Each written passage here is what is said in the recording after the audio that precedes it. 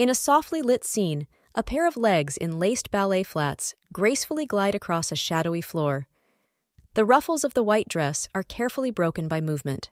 A young girl with pink hair and big expressive eyes is surprised. Her mouth is agape. She stands in a spacious corridor. The light highlights her devastating white dress. With that in mind, she thinks that someone, presumably her father, called her. The same girl runs through the dimly lit hallway, her dress trailing behind her. She thinks aloud about the reason for the call. Approaching the large double doors, the girl pauses, speculation clear on her face. She wonders if the invitation is related to her upcoming birthday, her silhouette small in the space of the room, emphasizing her anticipation. Standing on the threshold, the girl's face is a picture of expected duration. She tentatively calls out to her father, her optimism palpable in the flickering lights that surround her. When the door opens, she is met with the sight of a man sitting in a luxurious room, another standing beside him. Her perspective is from behind, showing her small stature compared to the size of the room and its occupants. The standing man turns to announce the girl's presence, his posture straight and his expression serious. This formal setting hints at a significant and perhaps celebratory event unfolding. The girl, now in the room, seems shocked and confused. As she looks at the shadowy figure, she questions the identity of the man with her father, a combination of fear and curiosity etched on her face. Suddenly, the girl gives up her fear, her face covered in a scream. The hand reaches for her. The action is sharp and disturbing, emphasizing the sharp transition from the previous calm to chaos. Finally, a seated man peers through the window, the silhouette darkening to the light. He thinks about himself, whether the girl is the one. His pose is reflective, and the mood is tense with unanswered questions. The character is overcome with emotion, bemoaning the unfortunate fate of using a magical child for a sinister ritual. The girl's innocence is shattered when she grapples with the word sacrifice, her expression one of horror and disbelief. With tears streaming down her face, she seeks her father's comfort, desperately wondering if her sacrifice would be for the greater good. The man's disgruntled grip and darting gaze speak volumes for his determination, signaling the harsh reality the girl must face. As her birthday approaches, she is haunted by memories of rejection and reminders of the deep love she once felt. Fast forward 6 years, the quaint town square bustles with life, starkly contrasted with the girl's solemn memories. The red-haired girl is jolted out of her thoughts by a sudden interruption, her startled face reflecting her surprise. Fiery and outspoken, the young girl faces ridicule with fierce determination, her tenacity shining through. The girl, now facing a group of curious onlookers, keeps her cool as her identity as a victim is scrutinized. In a stone cell, a girl with troubled brown eyes begs for mercy, while a redhead wraps her arms protectively around her, urging the invisible to give up. Rude stands tall, snuggling the girl beside her as she urgently announces their noble bond with the Marquis of the North, pleading with the surrounding crowd for understanding amid the commotion. Under the threat of being kidnapped by a mutiny, the Or values her as a valuable commodity, his words testifying to a dark fate. Fear and disbelief flash across her face as she realizes their danger. The girl, small but fierce, bites the hand of her assailant with a determined sneer. His scream fills the air, an echo of both pain and surprised outrage. Moving on to the girls, their laughter is harsh. They comment on the young man's cruel spirit, their words dripping with cruel intent. The larger man looms over the redhead, his voice demanding submission as she resists, her expression determined against his intimidation. Swift retribution comes as the redhead slams a palm into her encounter's nose. The crack of impact is sudden and sharp, a key turning point in a gloomy scene. Cater stumbles back, hand flying to his nose, his pained expression a silent testament to the redhead's unexpected power, a moment that shifts the power dynamic. After the strike, there is a disorientated, agape mouth, as the audience realizes that the redhead is not easy prey, their blow palpable in the dusty air. A bald man clutches his face, eyes wide in shock and agony. Around him, reality begins among the witnesses. Women should not be underestimated. A hooded figure stands tall, basking in the soft glow of sunset, the cityscape in the background emitting an almost ethereal light. With a sharp turn of her head, a girl with striking red eyes and flowing red hair looks over her shoulder, her expression a combination of surprise and fear. In a tense confrontation, a bald man steps forward with a knife aimed at the cloaked figure, his face contorted with aggression as he shouts his intent. An examination of the cloaked figure's eye reveals a determined look as they turn gracefully to counter the incoming attack, their cape sharply piercing. The bald man ends up being flipped hard, the speed and strength of the hooded figure's response sending him crashing to the ground. The closing figure strides off, leaving the dead man behind, his cape quivering with an air of finality to the encounter. Viewed through the peering eye, the figure's eye reveals a calm yet sharp intensity, hinting at the controlled power behind their folded facade. The testimony of the event unfolds. Two children huddle in fear, one hugging the other. Elderly, with deep red hair, a clean-cut figure alert, fear etched into her face. The girl holds the younger child tightly, her eyes wide with fear and betrayal as she accuses the figure of malevolence, her protective instincts flaring up. Amidst a warm sunset, a concerned young man with blonde hair asks someone in a frame if they are okay, his headphones dangling by his side. A young woman with strawberry blonde hair assures that even though it's not safe here, she will escort the person to their home, her eyes filled with caring determination. The scene cuts to the serene exterior of an elaborate, multi-story building set against a twilight sky. The girl, her hair black and her eyes shining, excitedly thanks someone for the food as she sits in front of a rich and colorful feast, ready to dive in. As the girl confuses her dish with a rush, the pink-haired lady watches with a mixture of amusement and affection, her own fork stopping in midair. Gratitude is extended by the pink-world masked woman named Mr. Rin, noting that he is the first to help them without asking for anything in return.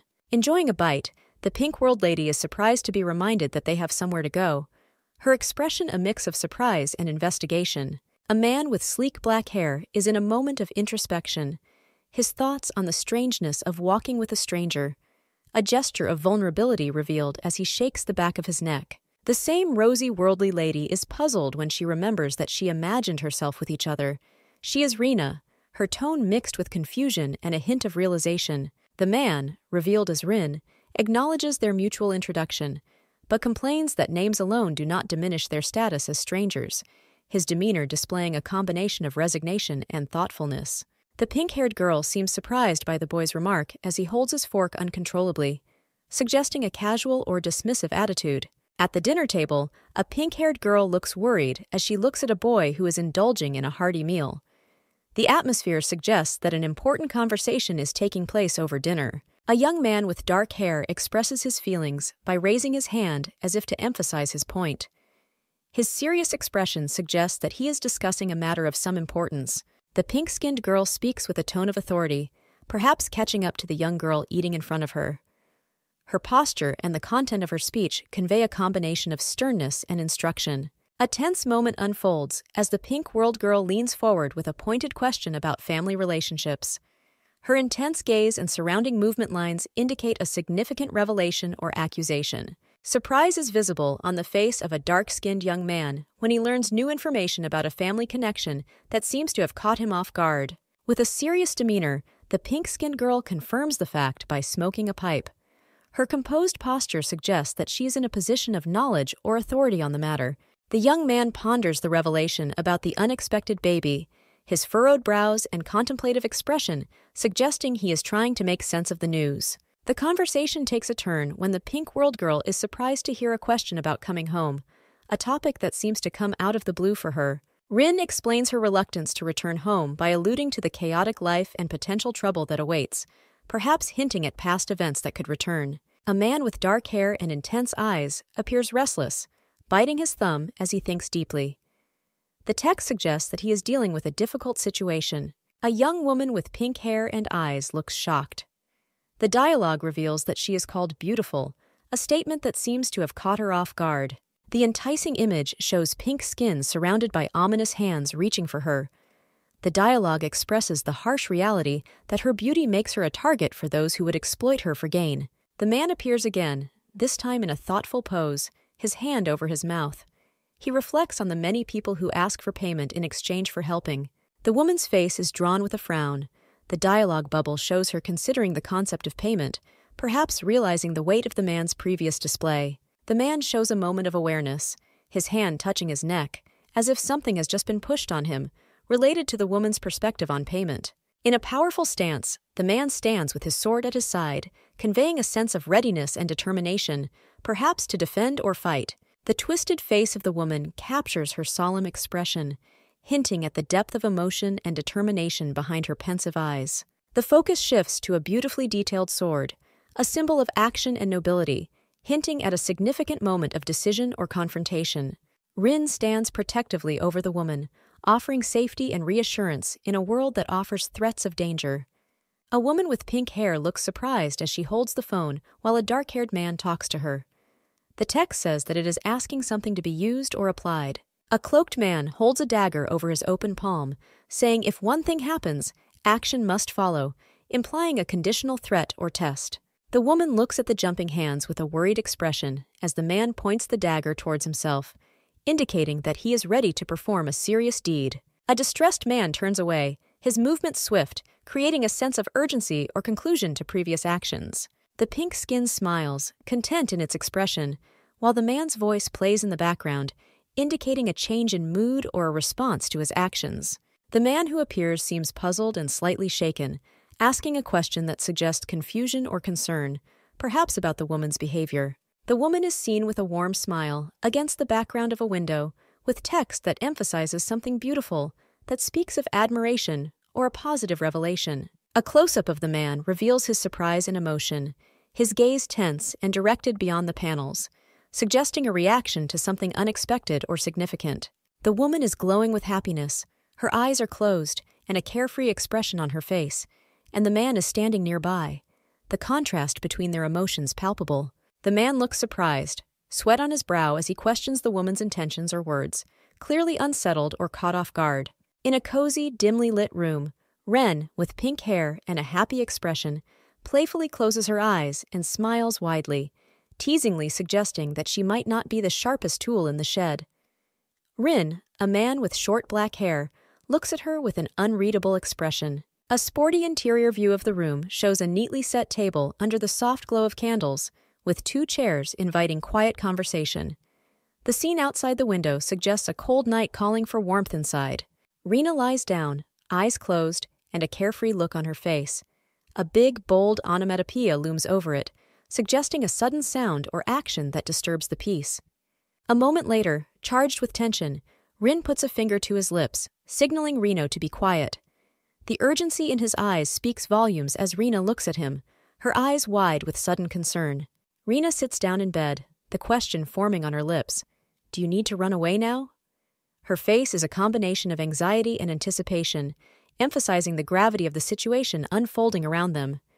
Rin, with firm understanding, urges Ren to hide under the bed. The command is clear and simple, but it carries with it the danger that makes Ren a heart race. The urgency in Rena's voice is palpable as he insists that Rena move quickly. Her eyes are wide, showing shock at the command as she tries to comply. A stormy man bursts into the room, demanding to know where Rena is. His aggressive stance and backup uniformed officers emphasize that Rin and Ren are in danger. The man, eyes filled with rage, accuses Rin of being the murderer. Tensions mount as a confrontation seems inevitable, and Ren's safety hangs in the balance. In a crescent of rage, the man demands Ren's return, believing Rin to be her killer. The situation threatens misunderstandings and the potential for violence. Rin, a man with short black hair, seems skeptical when he confronts another character, noting that they are obviously lying. His expression is tense, suggesting a high-stakes conversation. The bald man clutches the knife with a menacing grin, clearly threatening not to regret future actions. His aggressive demeanor suggests that he should not be healed, and he seems to relish the upcoming confrontation. Rin looks on in shock, his eyes wide, as the object violently lunges at him. His surprise indicates that the attack is unexpected, putting him on the defensive. A hand grips a glowing blue stone, the magical symbols inscribed on it pulsing with power. Blood drips from the fingers, hinting at a ritual or sacrifice that has just taken place. Rin, with a serious expression, prepares to throw something with great force.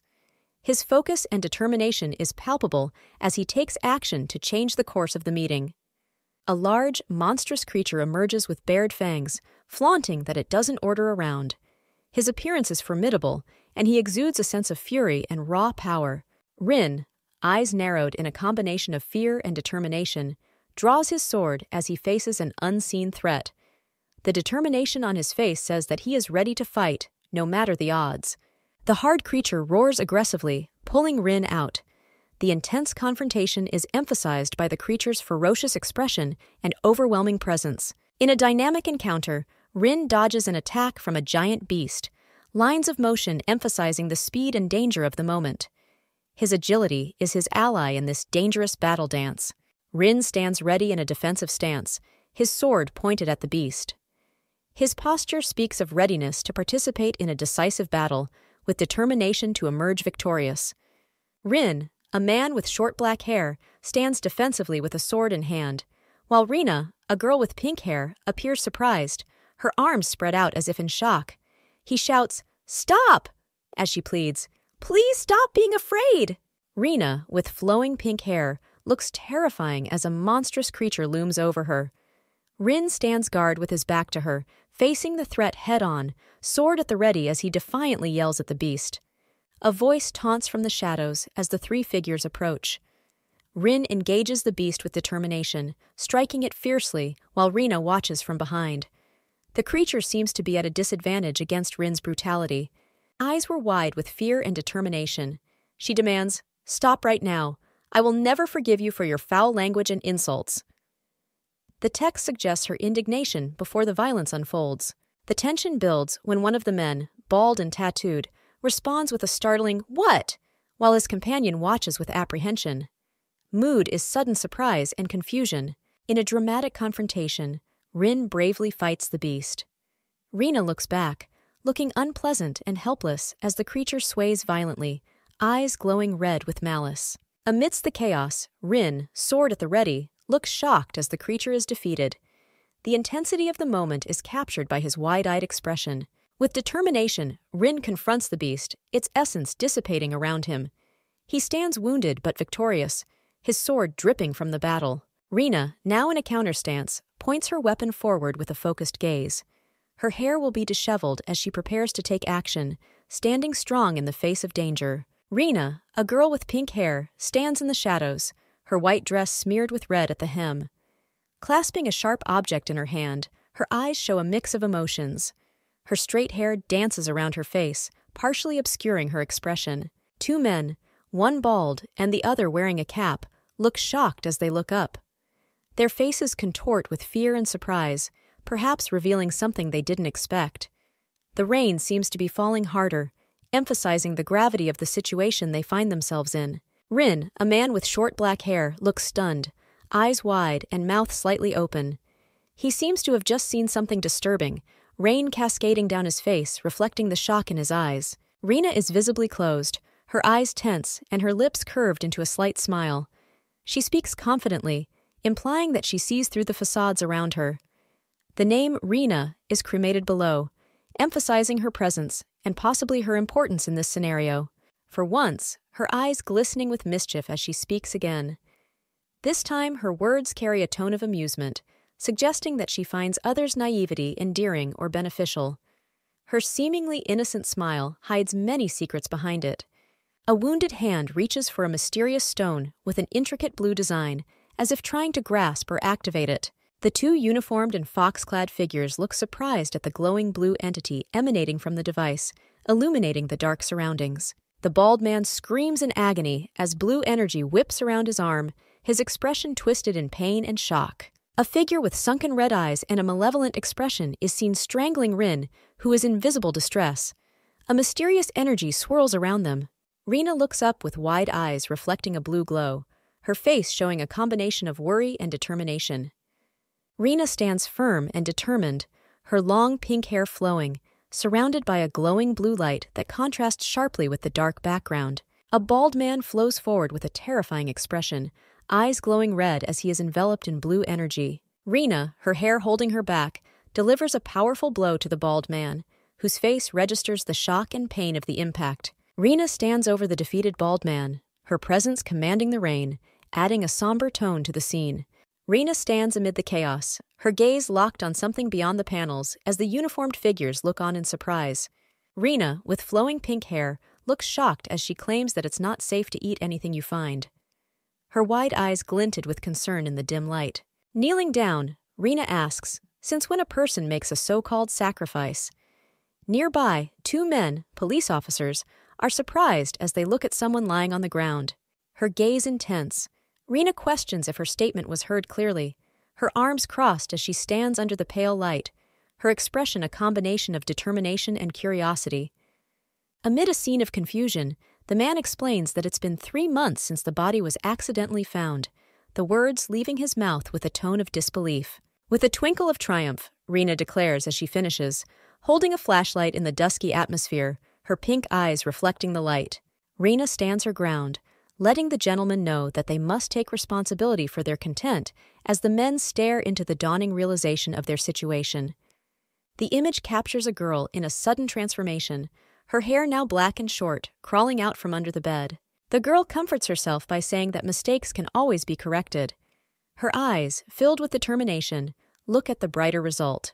The men caught in the guard look at Ren's outstretched empty hands in a mixture of surprise and confusion as a dynamic light surrounds them. In a magical twist, Rina, with a playful twinkle in her eye, sweetly asks for all they have, her hands open and ready to receive. In a well-lit room, Rin, with a skeptical attitude, confronts Rina about their previous experiences, questioning whether her actions were all for show.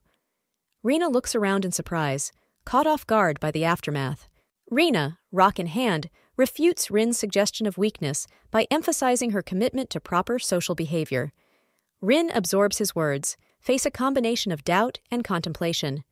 The atmosphere becomes tense as Rin, with a hint of frustration, Ren's questionable actions regarding the gift of bananas, suggesting that it may be too polite or a sign of timidity. In a contrasting scene, a moody figure with horns and a broom stands in silence while Rina sits nearby, her posture and expression reflecting frustration and vulnerability. The girl with the unkempt hair is asserting the importance of her actions, Renault's decision, and alluding to the wider group of well-behaved girls who can benefit from the situation. A pragmatic discussion unfolds as a character with a broom lectures about the need for fair compensation for their efforts and cost management. Rin is visibly shocked, tugging at the bead on his forehead as he reacts to the unexpected utterance of a strong word, and Rina watches as her expression is a mix of amusement and surprise. Rina teases Rin about her choice of words, coward among them, which seems to strike a nerve, leaving Rin speechless and confused by her bluntness. Rin stands in a moment of realization, realizing that Ren never asked for help, a thought that seems to weigh heavily on him. The scene climaxes as Ren's dagger plummets to the floor, symbolizing a pivotal moment of tension and unspeakable conflict between her and Rin. In the dimly lit room, Ren, with her pink hair, watches in surprise as Rin, a man with short black hair, pins her down for protection. He assures her it's for safety, his face partially obscured by the shadow of his hood. As the scene escalates, Rin, his expression serious and determined, gives Ren permission to stab him if she feels threatened, showing his trust in her. His dark cloak contrasts with the warm glow of the background. Rin feels a sudden jolt of pain, squinting as if struck by an invisible force. His discomfort is obvious, but he tries to hide it from Ren, showing his resilience. Rina, dressed in a white and green Victorian outfit, watches Rina's discomfort with concern. He brushes it off, trying to keep his sanity, hinting at his desire not to worry about her. At a key moment, Rina is holding a mysterious stone that pulsates with blue runes. She questions its meaning, referring to it as a case they discussed earlier, indicating a joint quest or investigation between them. Surrounded by an ominous aura, several identical stones with glowing runes are revealed to be sacrificial devices. This ominous revelation hints at a darker side to their journey. A gruesome scene unfolds with zombie-like creatures emerging around a cursed stone said to have changed the course of human history, a grim reminder of the dangers they face. Along the way, Rin learns of a victim in the city and an ongoing investigation, hinting at a deeper narrative intertwined with their quest. Rin reflects on her vulnerability, challenging his previous assumption that Rina is naive. This introspection reveals his evolving perception of her. Rina claims ownership of the mysterious object, her expression swift and determined. She challenges Rin, asking if he intends to return it, setting the stage for a potential conflict or resolution between them. Rin, with short black hair, stands with a serious expression and hands as he states something important, though he intends not to push it too hard. Rina, a girl with pink hair, looks surprised and a little confused, staring wide-eyed and open-mouthed. In another moment, Rina is smiling warmly, a knowing look on her face as she lightly touches her breast with her hand. Rin appears to be a bit lethargic and blushes a bit when Rina, looking into his eyes, compliments him for real, causing a soft smile to escape him. Rina comes forward, admitting that there was no need for rescuing, but she appreciated Rina's kindness. Rin gratefully offers Rina a decorated, glowing stone as a promised reward for her kindness. Rin's eyes widen in shock, clutching the stone a little tighter, obviously surprised by the object's significance. Rina gratefully accepts the stone, stating that she would gladly receive it, but also implies that it is too valuable a reward for her kindness alone, hinting at reciprocity in her own way. With a gentle smile and a gracious bow, Rina tells Rin that she awaits his return, assuming he must be on his way. Rin, surprised, expresses that he cannot accompany Rina further as he has other companions, perhaps feeling a combination of duty and pity. Rina, a girl with long pink hair, stands with a gentle expression, her gaze soft and distant. She seems to be having a quiet moment to herself. Rin, a man with short black hair, stands in the room looking slightly confused.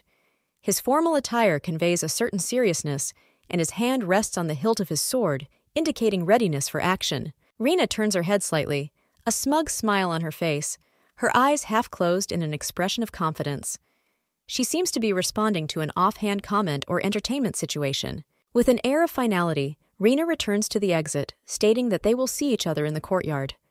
Her posture speaks of a combination of determination and unevenness, suggesting that she is used to taking charge. Rin is caught off guard, his eyes wide with surprise. There's a sense of surprise in his reaction, perhaps to Ren's sudden decision or surprising revelation. A bird's-eye view of the city, with its neat rows of houses and surrounding wall, presents a serene and orderly environment, with a sense of peaceful everyday life within its confines. A lone figure walks away from the viewer towards the military camp. The setting is peaceful, with tents and structures blending into a lush, green landscape. In a tense moment, a group of armored knights surround a mysterious, glowing stone on the ground. Their attention and formation allow us to assume the importance and potential danger of the object. Rin stands decked out in ceremonial military uniform, a look of determination on his face. The grandeur of his attire and the brilliant light around him lends a magical, commanding aura to his presence. Rin, a man with short black hair, stands with a thoughtful look. His bright eyes contrast with his dark clothes, and there is a sense of seriousness about him. Inside the tent, Rin addresses a group of armored soldiers. He questions the progress of the investigation, pointing to his leadership role in the matter. Outside, a man with green hair loudly announces the findings of the investigation, as Rin, in a fur cloak, listens from behind, exuding calm authority. Rin rides a horse with a purposeful expression as it runs near the landscape. His posture is upright and determined, suggesting a sense of urgency. Two horses gallop fiercely, their hooves raising a cloud of dust. The energy and chaos of the scene reflect a moment of intense action. Rin, in full armor, leads the charge on horseback. The mass of soldiers behind him indicates his command and the gravity of the situation they face. In a softly lit room, Rina, a woman with pink hair, offers a compliment to Rin, revealing a personal connection between the two. Rin stands in the shadows, a crooked smile on her face. His response to Renaud suggests a shared understanding, hinting at the layers of complexity in his character. Rina looks wide-eyed, expressing caution about what she sees as dangerous. The text around her frames her as both delicate and receptive. Rina stands accused, with Rin facing us. Despite the tension, there is an air of dramatic irony as she faces the consequences of actions that seem characteristic of her. Rin, a man with short black hair, stands in profile, lost in thought. He wonders how anyone would react if they knew he was the heir to the eastern lands. While driving through the forest, Rin is approached by a man with short blonde hair who asks if anything good has happened. Rin's expression is thoughtful, and he seems caught off guard. The blonde remarks that Rin seems to be in a good mood, to which Rin responds with a sense of irony, hinting that the situation may not be as pleasant as it seems. There is a brief moment of awkward silence between Rin and the blonde man. Rin looks away, deep in thought, while the other man waits for an answer. Rin and the blonde lead a procession of soldiers on horses through the forest. The man addresses Rin with respect, acknowledging his high status. Rin rides his horse, deep in contemplation, asking if the blonde's daughter has a daughter, which seems to be an important topic for him.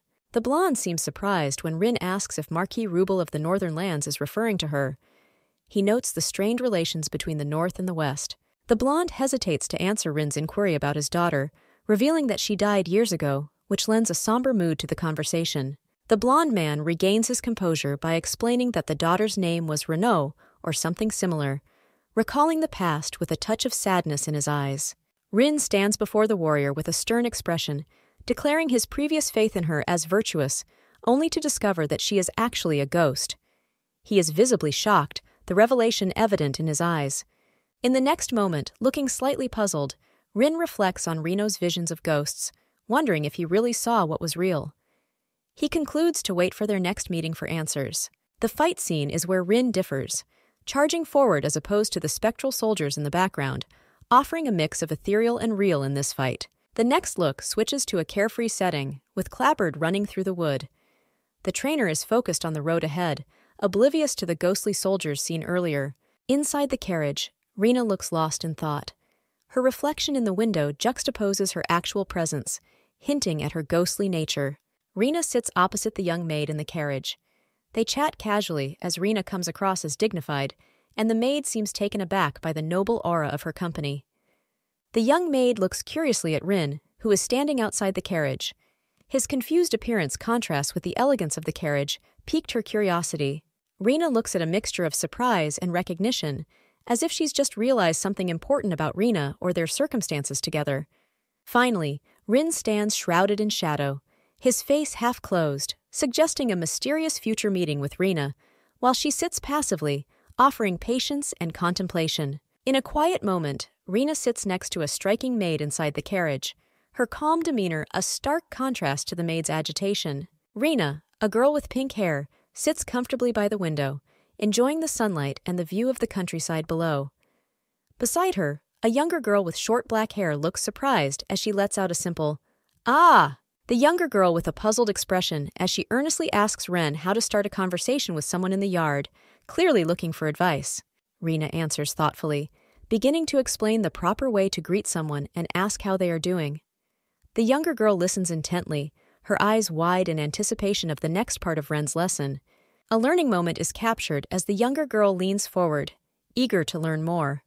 Rena offers to give the man a chance, which confuses the young girl, reflected in her repetition of the word, chance? Rena, with a finger to her lips in a reflective pose, signaling she's thinking about what to say next. In the final image, Rena concludes her advice with the importance of giving someone a chance to apologize. Her expression is carefree and wise, as if imparting an important life lesson to the younger girl.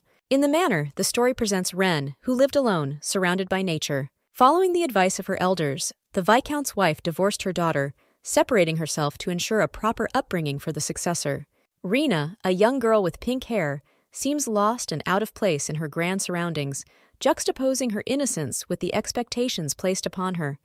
In the midst of a heated argument, the lady in green madly takes her hand away from the gentleman, suggesting a deep rift or discord in the family. Little Rena is depicted as always surrounded by loneliness, standing small in the vast courtyard of her large estate. Referring to the portrait of her parents, Rena continues the day when she can be with them again, feeling their absence deeply. The child expresses boredom and loneliness, speaking with a lack of maternal and paternal affection. Time passes, and Rena grows up amid the expectations of her 6th year of life, still seemingly isolated but ready for change. Suddenly, a prince arrives from the main residence, hinting at a significant turn in Ren's isolated existence. Overjoyed, Rena finally returns home, offering a reunion and a new chapter in her life. A young girl with pink hair stands with a bright and excited expression. She is dressed in an elaborate blue dress decorated with ruffles and lace, looking impatient and a little nervous, as if she's at an important event, perhaps a ceremony or celebration. The pair stand together, an air of elegance around them. They seem to be Ren's parents, looking even more impressive than she ever imagined, as indicated by the text bubble inviting Ren to come over. Rena, with pink hair decorated with a blue flower, stands expressionless, but her eyes are full of tears. She wears a necklace and a light blue dress with a bow and a jewel. A delicate hand is visible, part of a graceful pose adorned with pearls, as it lifts the hem of an elegant, flowing dress. The dress has a regal quality to him. Rena humbly greets her parents in a lush field, looking down with a slight bow. She introduces herself by name, the air around her calm and serene. With bright eyes, Rena believes that every day will be filled with love or happiness.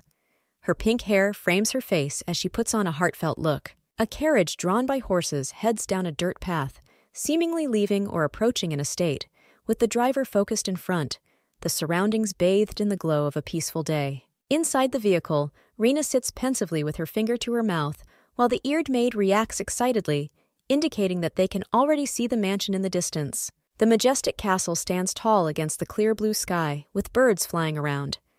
The architecture is elaborate, signaling a grand event or a substantial residence. Two women, one with long brown hair, both wearing flower crowns and white dresses, share a joyful moment under a clear sky. Laughter and happiness are evident in their postures. Two women, now joined by a man, admire the fountain. The pearls and flows of the dress suggest a celebratory or special occasion, and the man seems to welcome or direct them.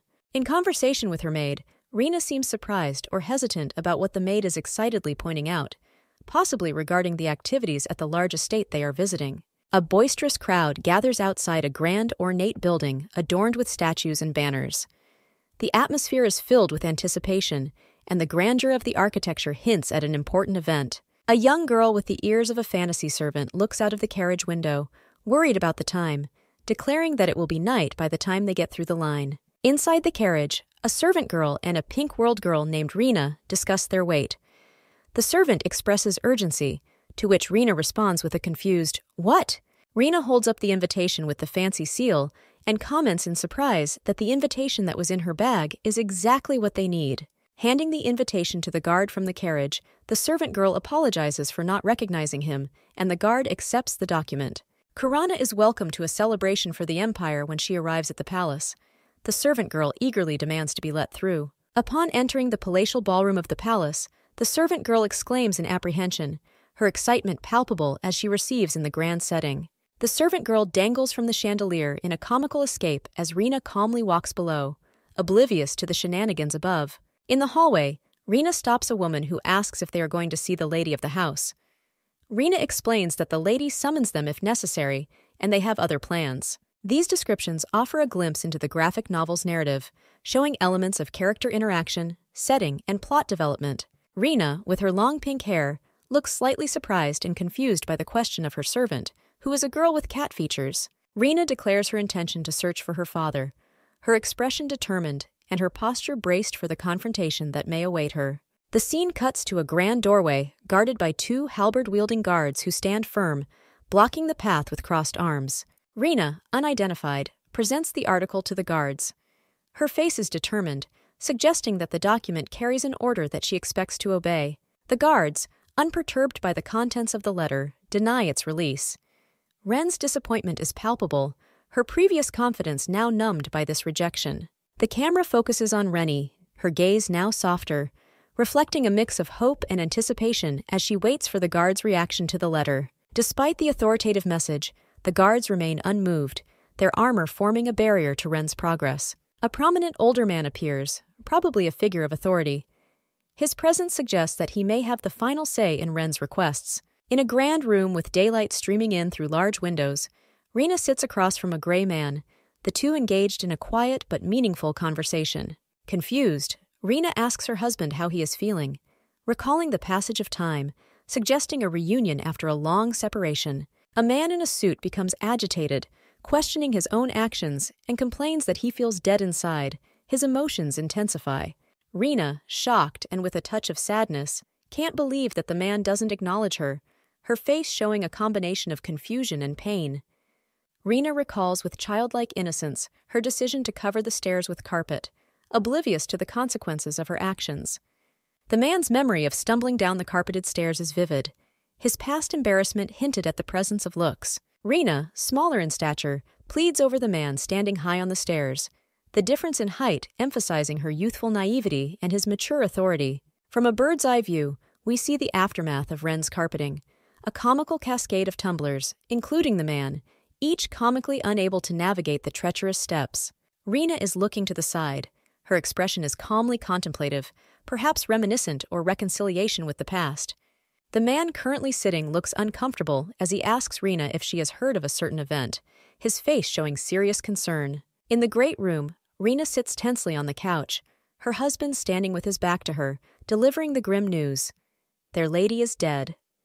Ren's eyes, fixed on the floor, reflect a mixture of shock and contemplation.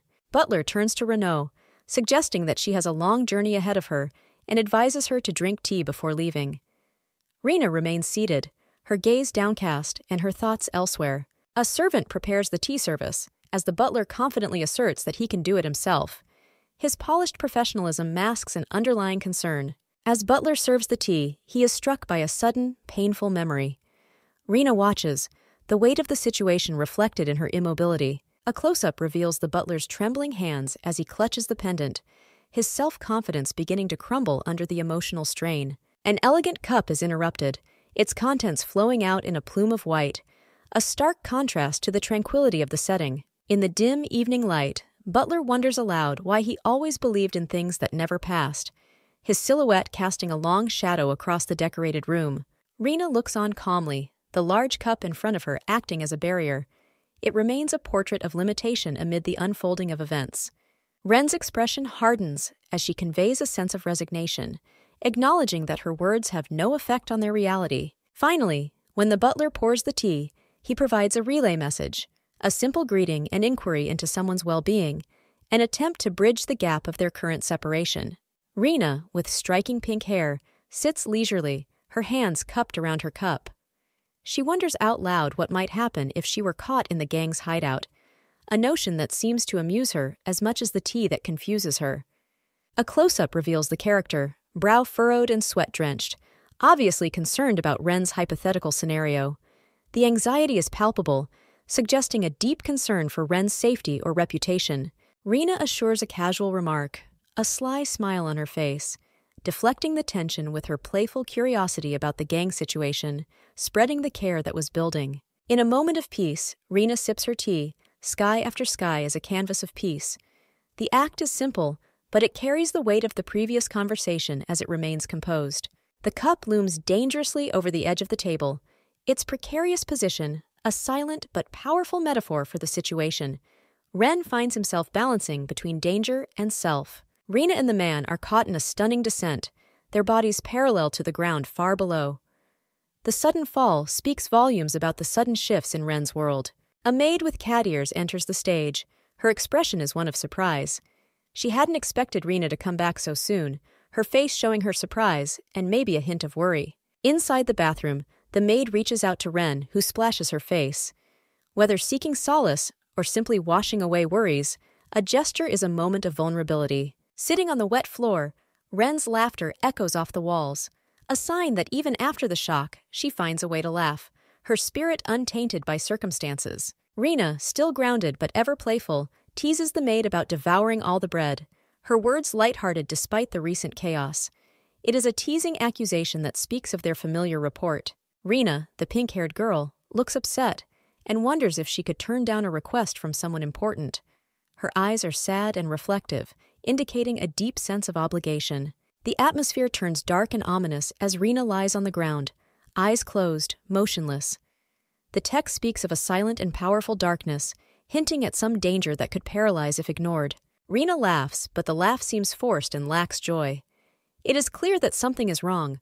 Her behavior masks her true feelings with a facade of humor. The maid, with distinctive animal ears, is surprised by Ren's laughter, questioning what is wrong. She seems genuinely worried, and Ren's laugh continues to sound hollow. On a lighter note, the maid asks if Rena has met her father.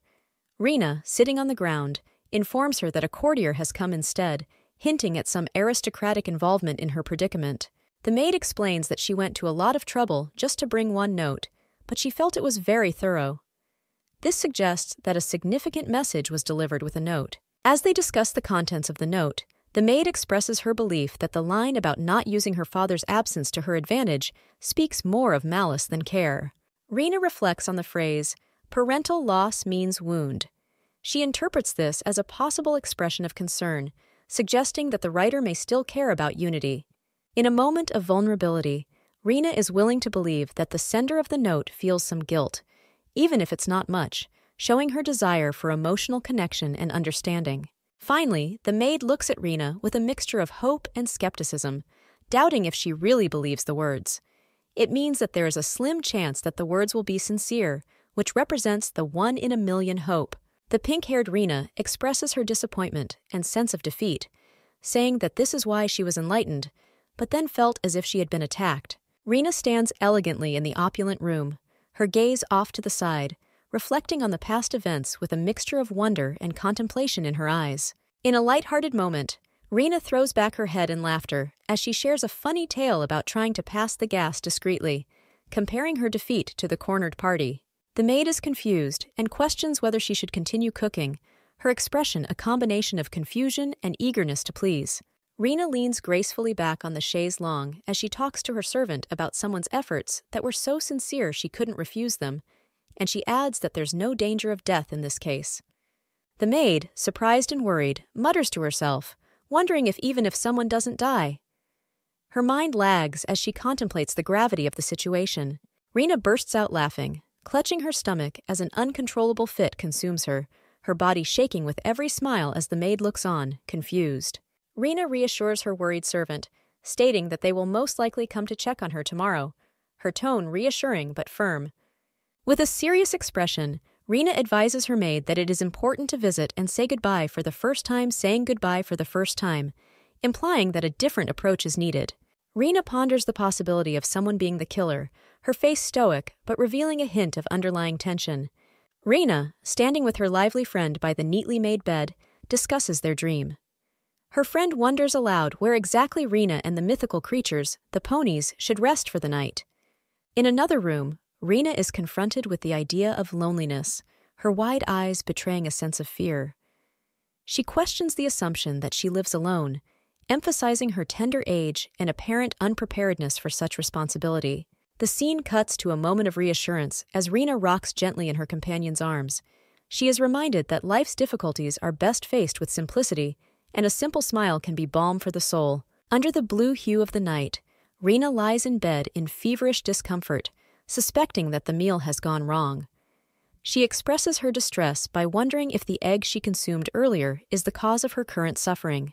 Rina, who is now sitting up in bed, enveloped in darkness and not feeling well at all, clutches her stomach. Her face is etched with the agony of her illness, and she shivers from the cold of her fever. Staring thoughtfully out the window, Rina searches for answers, or perhaps an escape in the starlit sky. The silence of the night envelops her, creating a silent backdrop for her thoughts. Watching the distant sounds of celebration, Rina stands aloof from the revelry.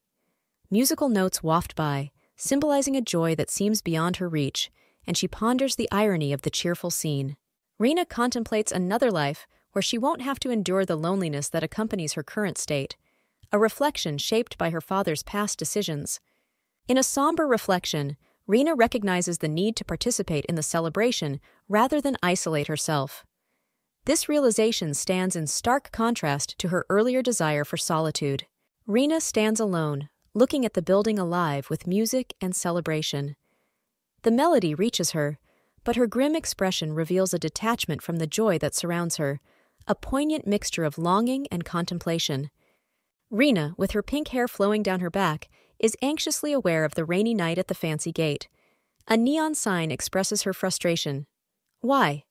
Looking out into the night garden, Rina reflects on the popular belief that such a place is ideal for secret rendezvous. She stands thoughtfully, her long hair falling down her back. A close-up shows Rina's eyes, which are wide with shock and reflect a cascade of emotions, as if she has witnessed something unexpected and poignant. In a calmer setting, Rina, now with cat ears, looks surprised during the conversation and offers to increase the payment for the task next time. Faced with the unexpected presence, Rina's expression is alarmed. She stands under the night sky, entwined with vines, with a cautious stance. Already? Rina is gasping for breath, a look of worry on her face. She seems caught off guard, her body language a combination of hesitation and readiness. In the vivid close-up, Rina's face is a portrait of mixed emotions, her eyes wide, her mouth slightly open, as if she has barely spoken or screamed. Finally, Rina looks up with a question in her eyes. "Mr. Rin?" she asks, facing the man framed by the bright night and bright flowers. With surprise, Rina turns to the man in military uniform in the night gazebo, calling him by name. Alone, Rina worries about forgetting to bring something seemingly important. her face a mixture of regret and worry. Rina is surprised when the man calmly mentions safety, suggesting that they can do without what was forgotten. Lost in blissful reverie, Rina smiles to herself, her cheeks glowing with happiness in the evening light. Rina notes to her husband that their meeting has come earlier than she expected, and he confirms, with a reserved stance. Reflecting on the passage of time, the man remarks to Rennie that he has changed a lot, his face showing introspection. As the evening grows colder, Rina asks the man about his comfort, and he admits after a moment that he is indeed cold. Glowing with renewed strength, Rina exclaims that she's ready to face whatever comes next, her enthusiasm shining bright. Together, Rina and her husband are ready for what lies ahead, their expressions showing a mix of determination and anticipation. In a moment alone, Rina, looking full of hope and determination, declares that it's time to rejoin the fight, ready for action. Rina stands under the night sky, her eyes wide in surprise as she reacts to something off-screen. In the quiet of the night, Rina with pink hair is accompanied by a gloomy young man in a white military-style jacket. Rina, smiling shyly, ponders some thought alone, her expression soft and understanding. Rina reassuringly tells the young man that almost everything is known, her gaze calm and her posture relaxed. The couple stands together in a moment of silence, the atmosphere tense with unspoken words. They walk side by side along the cobblestones. The man doubts Rina's search for a meeting with Rubel. Rina notices her husband's keen interest in her affairs, her indecipherable facial expression, but firm stance. The text focusing on the man's boots emphasizes his mysterious nature as he does not reveal anything about himself. The man reveals himself to be from the eastern lands, hinting at a complicated relationship with Rina's father, who leaned towards the north. Rina looks surprised and self-absorbed, her large eyes reflecting a mixture of emotions as she contemplates the situation. Looking down, Rina asks if the man's secret actions were also done for her sake, hinting at complex motives lurking beneath the surface. The man looks confused as Rina expresses her desire to disappear, showing her inner turmoil. Rina confesses that she has been seeking an encounter with death, her sadness subtly conveyed through her downcast eyes and soft grip on her clothing.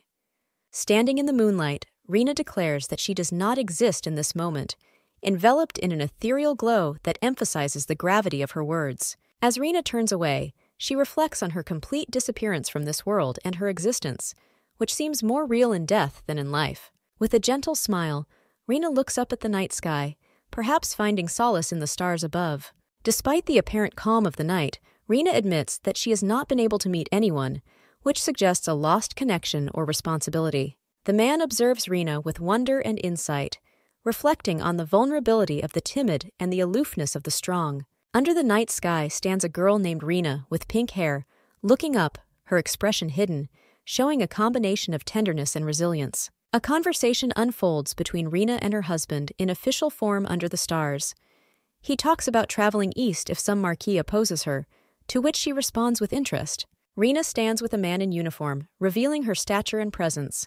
She considers him undervalued, a pawn-turned-player, his status supposedly elevated. Rina's gaze meets the viewers as she playfully considers whether to address him with a noble title the next time they meet, hinting at a significant shift in their dynamic. The man wipes a tear from his eye, moved by Rina's insight and kindness, which reflects her sensitive nature and his own vulnerability. As they stand side by side against the night, the man asks how he should address Rina during their future meetings, indicating a growing familiarity between them. With the night as her witness, Rina suggests a more intimate method of address, suggesting they use names when alone as a sign of intimacy.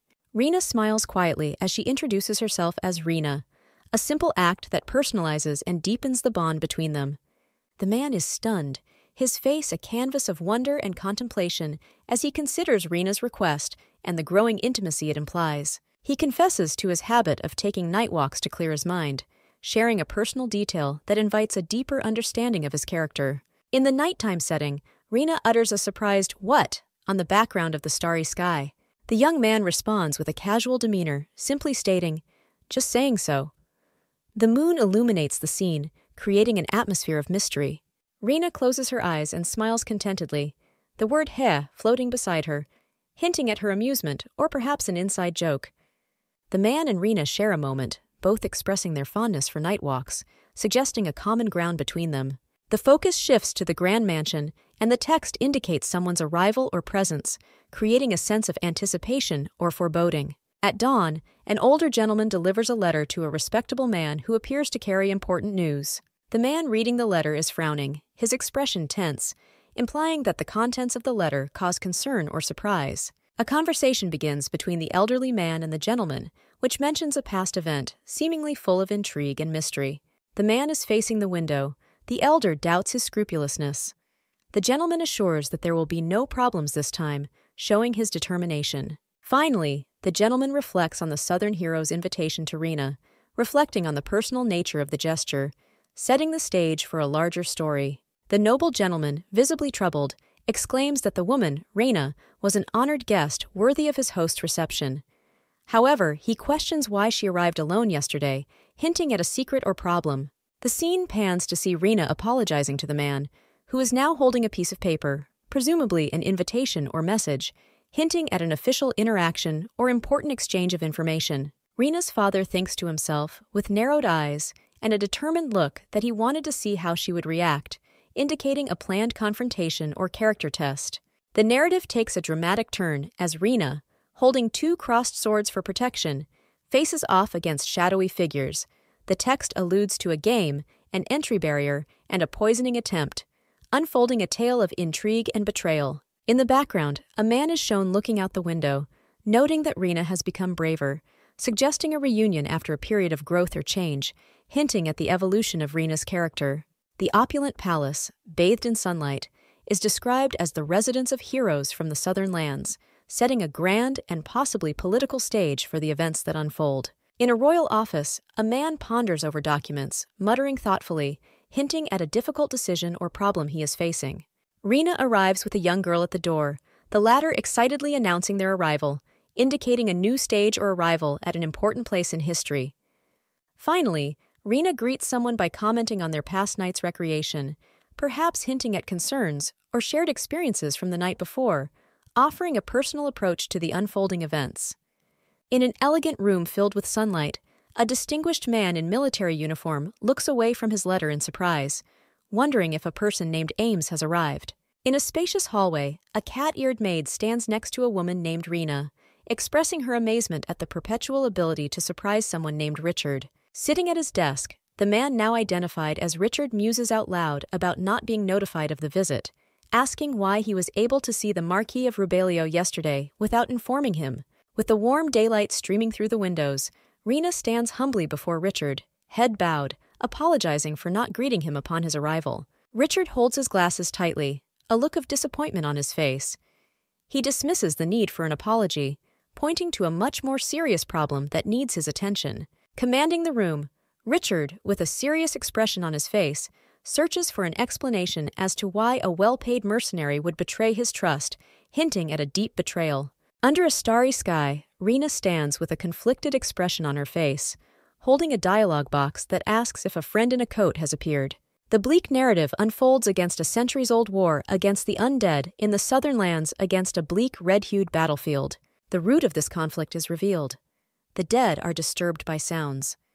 It shows emaciated bodies, reduced to bones, sliding across the ground, creating a cold atmosphere. A hideous undead creature lunges forward, its eyes glowing menacingly.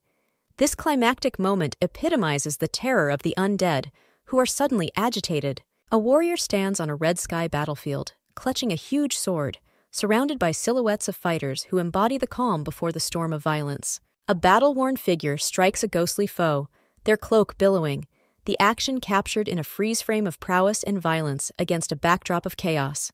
The gray-haired face of the commander stands out with a mixture of fear and determination.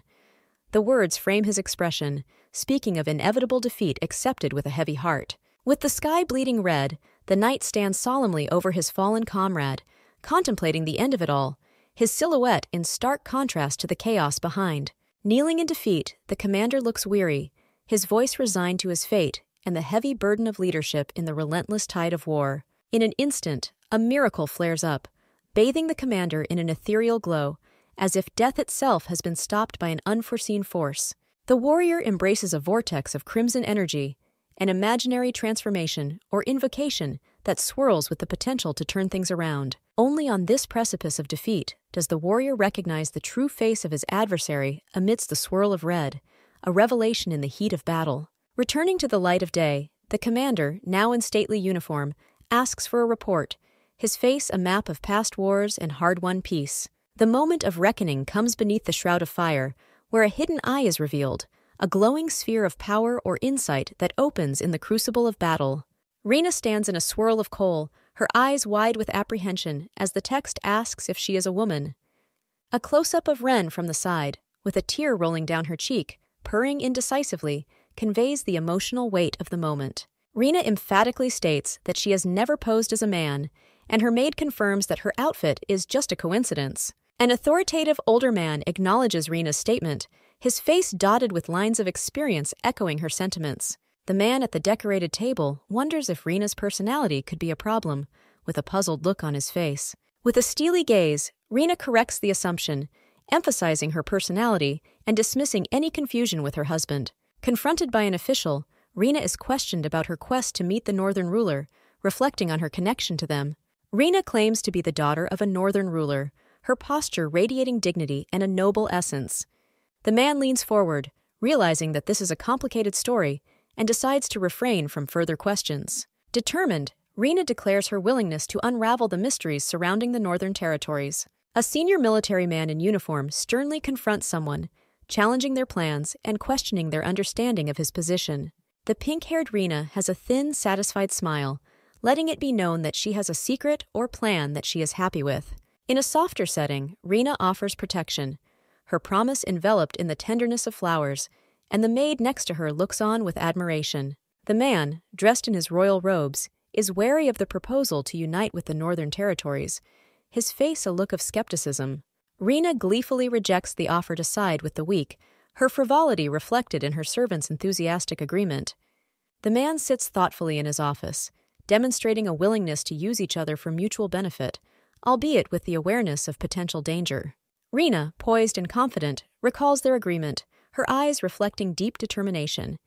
The child informs Rena of the resurrection of the Grand's empire, gratitude radiating from her raised hands.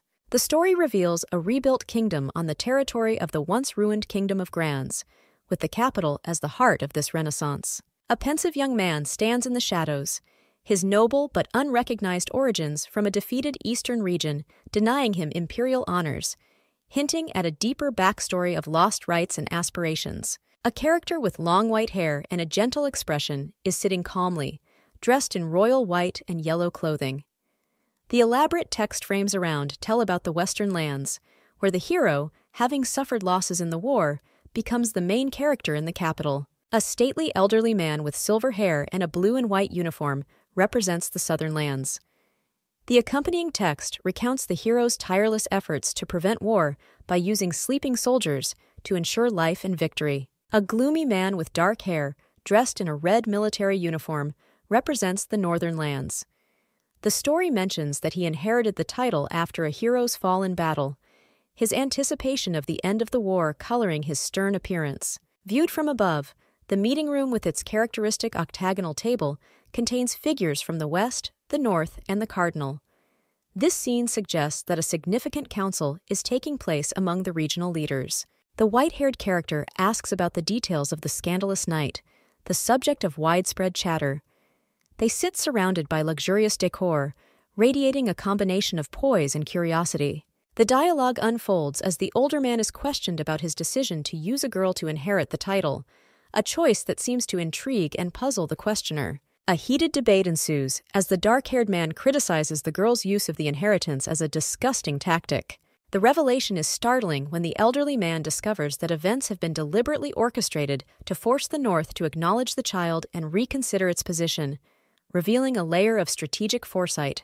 The dark-haired man ponders the rationale for an act that could change the position of the North, hinting at consequences and complex political machinations. A charged moment comes with an elderly man's authoritative assertion that limits have been exceeded, indicating a potential breach of protocol or strategy. In a dimly lit room, with lightning flashing outside, an older man in military uniform berates a younger man across the table for raising his voice, suggesting that he defend his reputation.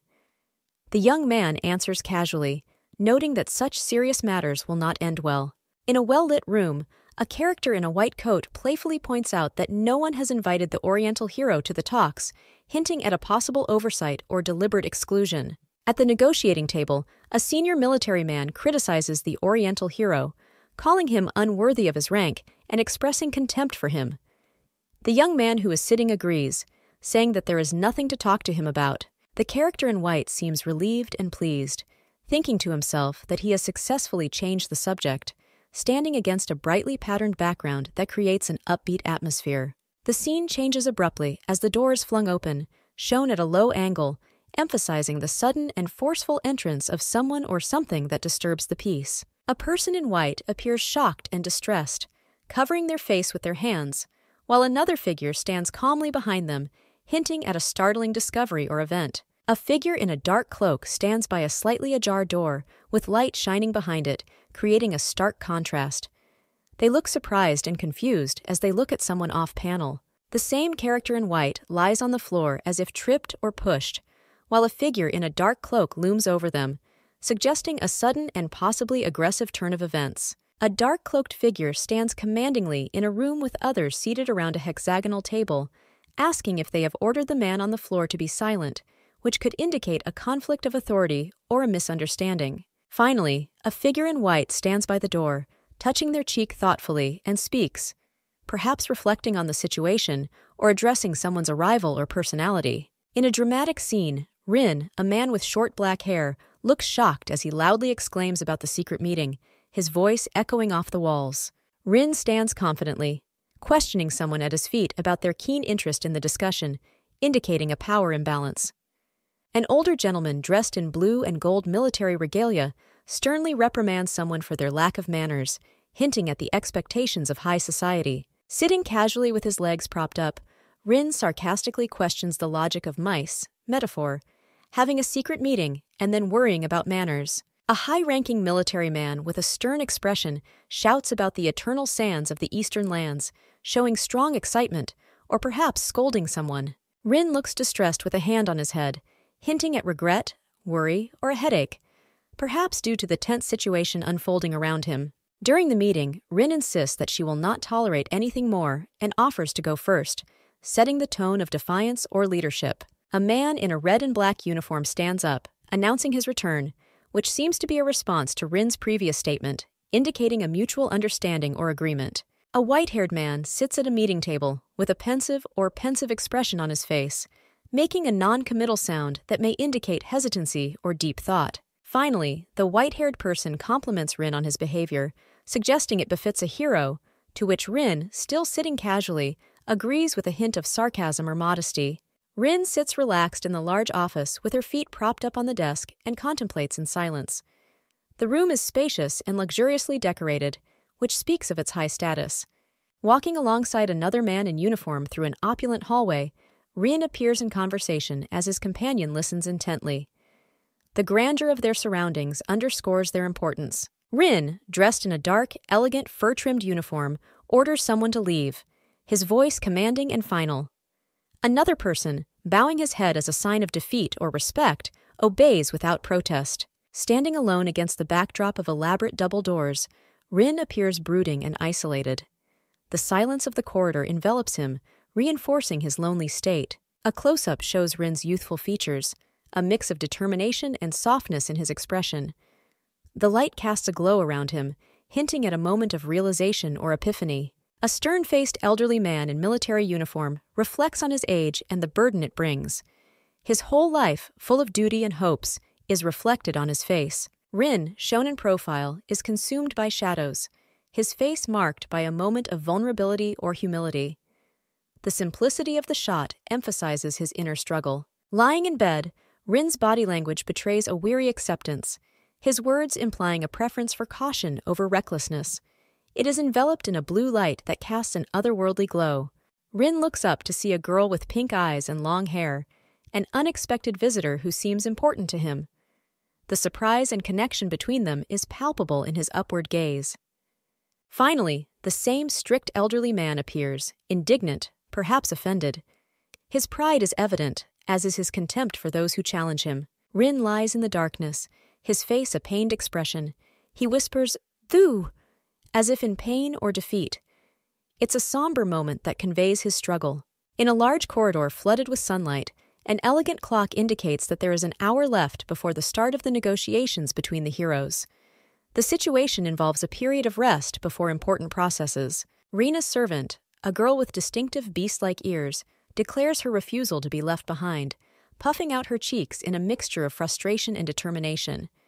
Her dialogue reveals a strong-willed personality. As she walks away, the maid expresses her displeasure at being used as a cover and is now trying to maintain a facade, giving a glimpse of her displeasure with the current situation or hierarchy. The maid is startled by what she finds on the floor and exclaims in surprise.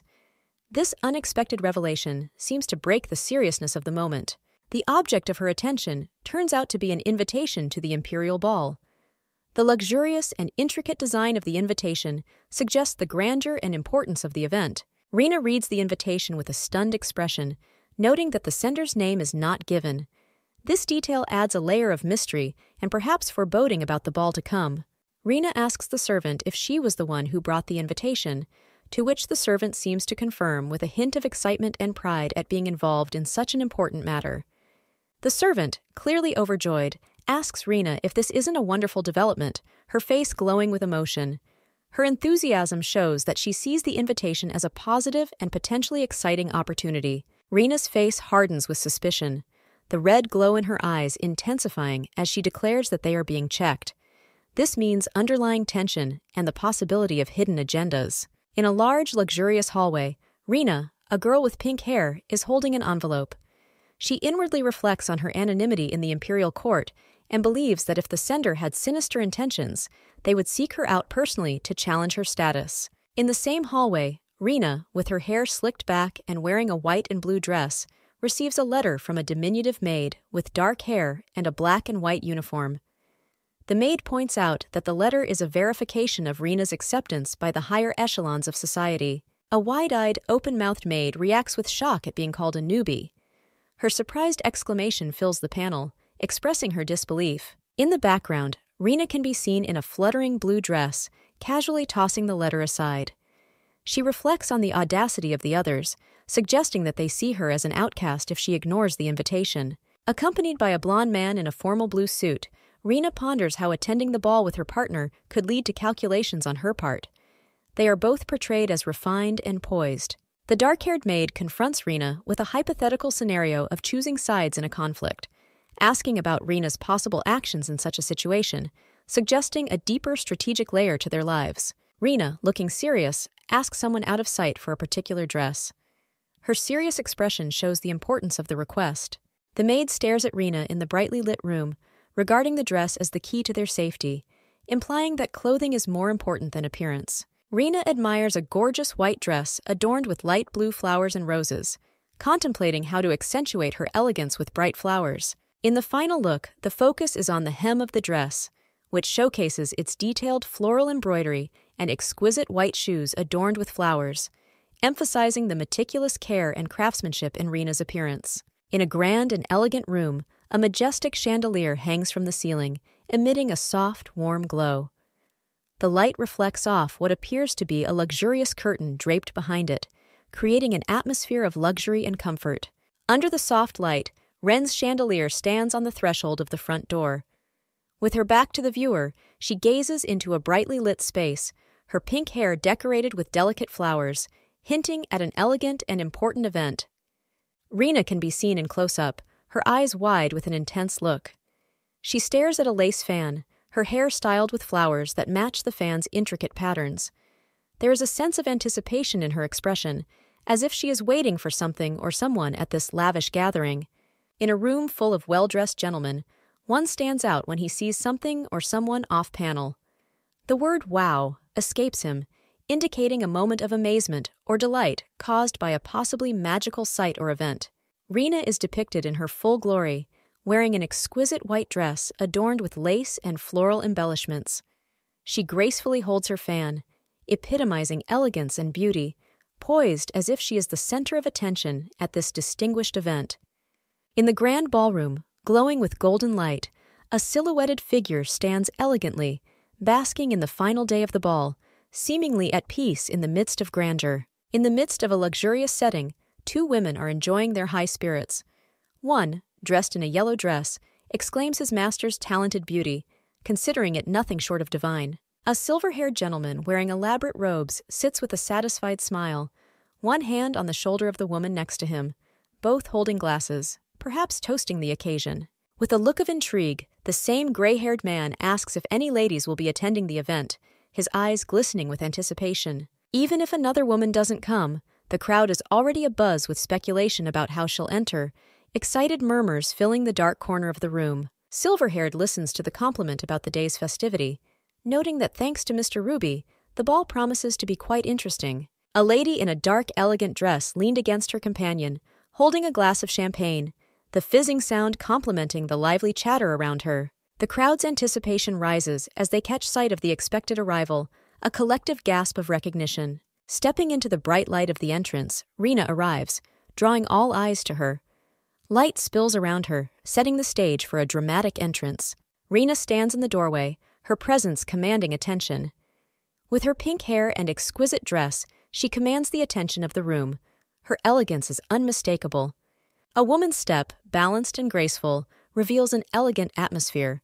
Her shoes emphasize her expectations. Rena, standing at the altar, becomes the shining center of the event, surrounded by the warm glow of the audience's attention. Rena's face, captured in a moment of determination, reflects the depth of her emotional journey. Looking down, Rena stands aloof, her presence alone sending a silent awe through the room. The gentleman under the stars asks Rena a teasing question, his casual stance belying the weight of his words. Rena's surprised look speaks volumes, betraying the rush of thought provoked by the night's events. Laughter and jokes paint a scene of light banter as Rena's lonely arrival becomes the topic of conversation. Amidst the whispered judgments, a spectator's voice breaks through, criticizing Rena's understanding of social niceties. In profile, Rena's reserved demeanor contrasts sharply with the majesty that surrounds her. The change in the man's face signals a change in the atmosphere of the evening, hinting at the unfolding of the drama. Rena, with her striking pink hair, exudes an aura of mystery as she looks off to the side, her gaze partially hidden by her bangs. Surrounded by a crowd of elegant partygoers, Rena stands out with her elegantly styled pink hair and an expression of anticipation when someone exclaims in surprise. In the crimson haze, the man's expression is tense. He seems to doubt Rena's success with a hint of doubt in his words. In the great hall, Rena stands poised, her dress as lush as her posture. She hides a meaningful smile behind her fan, which adds to her attractiveness. Sitting in deep thought, the man strategizes his next move in the game. His contemplative state suggests that his mind is busy with complex plans. The man questions himself about Rena's loneliness, hinting at the deeper context of her situation. Rena is looking out over the grand ballroom, her elegance unmatched, when she sees someone in the crowd who catches her eye. In the middle of an emotional moment, the woman's facial expression changes to upset, and her body language shows that she is shocked by the accusation. Rena sighs quietly behind her gentle fan. One can feel her contemplation, perhaps about the location of something or someone important. In the close-up, Rena's face shows a mixture of emotions, her eyes sharp yet contemplative, as if she is inwardly questioning an interesting subject. In an emotional scene, Jika looks upset. Her eyes are filled with tears, and the single word "unfortunately" suggests deep despair. At the grand event, Rena looks stunned, her posture tense and her mouth open as if she's half-sentenced, the word "bith" escaping her lips, indicating a sudden and profound upset. Caught in a moment of realization, the silver-haired gentleman clasps his hands together, his wide eyes and open mouth accompanied by his words, "What? Is that all it takes?" reflect his wonder and perhaps revelation. With a pained expression, the same man covers his face, the word, "Ha! I'm losing my mind," hovering above, revealing his inner turmoil and the seriousness of the unfolding situation. In the close-up, the man covers his mouth, his eyes wide in shock. A single exclamation of "ha" represents a moment of intense surprise or disbelief. Rena is depicted in a wedding dress with solemn determination. Her eyes, glowing a fiery pink shade, betray her strong emotions. A close-up shows a surprised figure with silver hair and a determined gaze who seems to be at the center of a dramatic revelation. The scene opens with a large setting where a pink-haired girl, Rena, stands in front of a seated man in royal attire, drawing the attention of the shadowed audience. In a bright, luxurious room, a woman in green confronts Rena, indignantly declaring that she is unworthy of social status, while a man sitting next to her appears deep in thought. The man now standing is gesticulating dismissively, irritated by the situation as the woman in green and the butler look on. A bearded man bursts in, angrily demanding that Rena be kicked out of the event, his face contorted with rage. Rena, sitting on the balcony, looks down as the bearded man reaches for her, a worried look on his face. The bearded man slips and falls on his back as the audience looks on in shock, and Rena looks down in surprise. The man lies on the ground, embarrassed and angry, trying to understand what just happened. Rena holds up the invitation, her eyes wide with shock, hinting that she does indeed have a right to be at the event. In a lighter moment, the man laughs to himself, remarking that no one seems to be in any real trouble while the scene unfolds in the background. In a spacious, elaborately decorated room, a gray-haired, smartly dressed character looks surprised and perhaps a little amused as he asks another, unseen character why they've been invited. The brown-haired figure, dressed in regal attire with a red coat, holds a flute of champagne with a look of casual elegance, presenting himself with a touch of mystery, just like Mr. Rubia. Rena stands alone in a great hall filled with golden light. She seems contemplative, maybe even a little melancholy, as she notes that all the guests seem to have arrived, and that's enough. The same pink-haired woman, Rena, closes her eyes with a calm expression, thinking.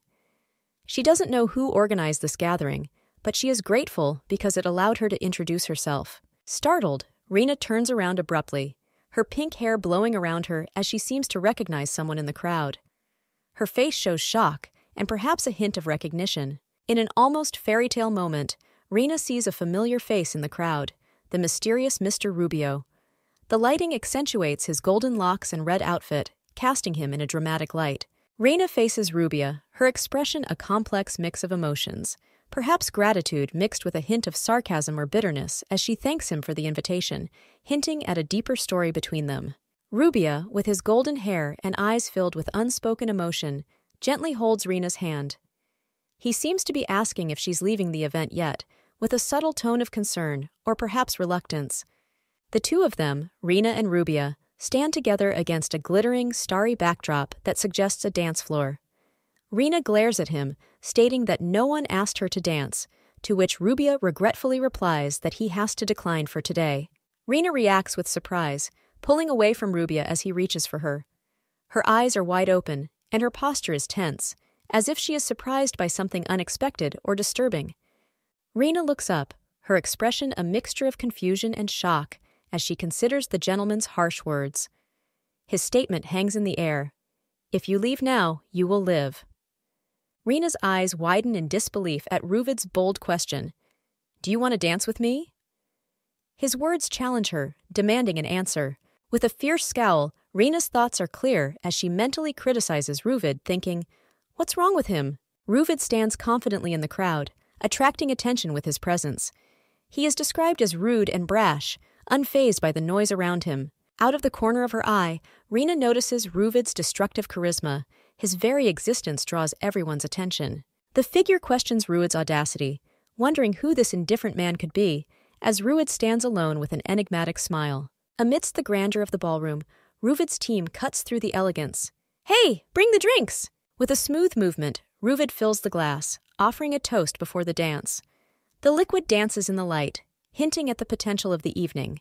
Rena hesitates, her refusal to drink before the dance soft but firm, expressed in a simple, I don't want to. Ruvid leans in, his face a complex tapestry of emotion as he accepts Rena's refusal, whispering, Fine, if you don't want to. His respect for her decision is evident in his watchful gaze.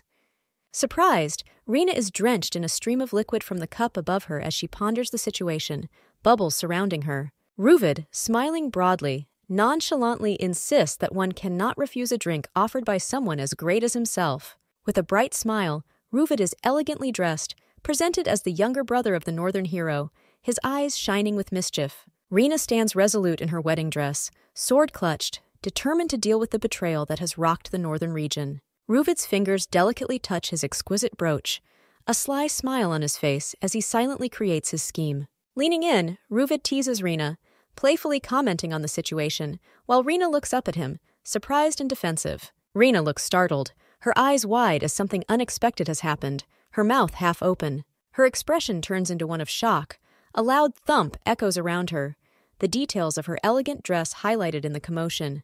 In the full portrait, Ren stands awkwardly, her wedding dress detailed and graceful, as a hand reaches out and gently touches the fabric.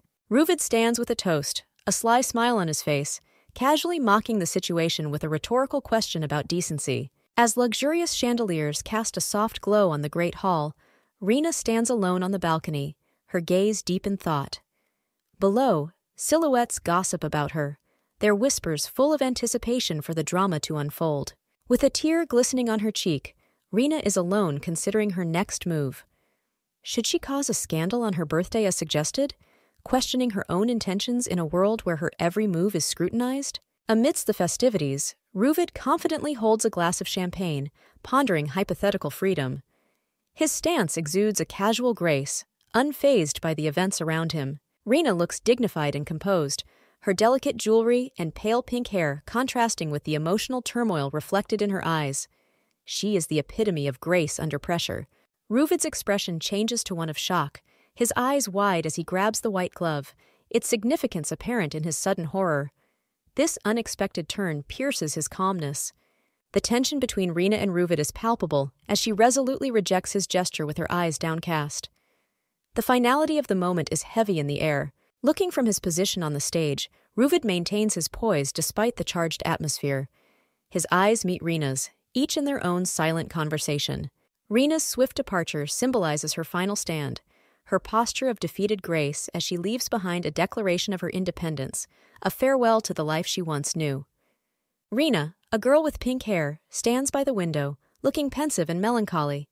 The text means something went wrong. But things went wrong, it says, implying that a plan or hope has failed. On the floor, hinting at an important event, perhaps a wedding that has changed. A solemn Rena can be seen in the snow, clutching her chest as if in distress. "You need to calm down. I can't be the way I was before," she says, indicating an internal struggle and desire for change. Rena is shocked to see a young maid in the reflection, who exclaims in surprise, "Wow, you are earlier than I thought," assuming an unexpected meeting. The servant reacts to the strong smell. "Ugh, it smells like alcohol," possibly indicating a party or that someone has had a lot to drink. Surprised, the maid asks the servant, "What's wrong with your appearance?" implying that the servant looks different or unexpected in some way. Confused, Rena begs for help getting dressed, saying, "Help me get dressed." And the servant, surprised, says, "Get dressed?" The maid expresses her discomfort by saying, "Pins on the skin, but it takes a long time to change," showing reluctance or difficulty with the process. Rena, clutching her hair, looks distressed and orders, "Johnny, get your uniform ready," conveying a sense of urgency and need for action. A grand fountain erupts in the middle of the opulent mansion, as Rena says, "A river of white foam," setting off a dramatic and possibly chaotic scene. In a lavishly decorated room, a silver-haired man looks tired and asks for another dish. Opposite them, Ruvid with golden braids dryly alludes to poison, bringing a touch of black humor into the conversation. They discuss someone's attempts at dressing up, with the silver-haired one finding it odd, while Ruvid casually dismisses it, suggesting that the effort might not be worth it. The silver-haired man suddenly looks startled, his gaze caught by something or someone off-frame, suggesting an unexpected turn or unexpected arrival. A close-up of a gray-haired person's face shows widened eyes, emphasizing their surprise, capturing a moment of intrigue or anxiety. Ruvid, sitting tight, utters "Rubia" with a mix of command and frustration, perhaps addressing someone or showing irritation at the situation. With tense eyes, Ruvid orders to look in a certain direction, the expression of which conveys the urgency and seriousness of the unfolding situation. The appearance of Rena, with her pink hair and royal attire, suggests that a new, important character has appeared on the scene, who can potentially change the dynamics of the event. A wide-eyed Ruvid is clearly surprised or confused, their face conveying an emotion that suggests an unexpected or disturbing development. Rena stands powerfully behind Ruvid, who sits in the foreground. This image emphasizes Rena's importance in the narrative, positioning her as an important figure. Finally, Ruvid, now alone and seated, appears thoughtful or perhaps even frightened, hinting at the turn of events that has forced them to reconsider. In the grand ballroom, Rena, with flowing pink hair and wearing a blue military uniform, looks on with a hint of anxiety. She asks if anyone wants to dance with her. Elsewhere in the ballroom, a man with long blonde hair, Ruvid, looks stunned and angry, speaking in a harsh tone. The scene moves to a more intimate setting, where Rina, now reaching out, pleads with Ruvid, who sits defiantly, refusing her offer to dance. Rina's face softens as she tries to convince Ruvid, who looks stoic and uncertain. The confrontation escalates when Rina aggressively grabs Ruvid's arm as he tries to break away. Ruvid widens his eyes at Rina's unexpected strength. Stunned murmurs fill the room as Rina's confidence shines, and Ruvid stumbles, caught off guard by Rina's determination. Rina, graceful but strong, reluctantly guides Ruvid across the floor. Passers-by are stunned, asking where this modest girl found such strength. Rina's poise is evident, her eyes locked on the target as Ruvid looks over her shoulder, defeated and confused. As Rina tightens her grip, Ruvid demands to be released, a mixture of anger and despair on her face. Rina's posture remains steadfast, her expression unassuming as she insists on dancing, determined to do things her way. Rina pins a struggling Ruvid into a dance pose, declaring that they will dance regardless of consent. Ruvid looks away, her resistance weakening under Rina's unwavering gaze as the opulent ballroom blurs around them.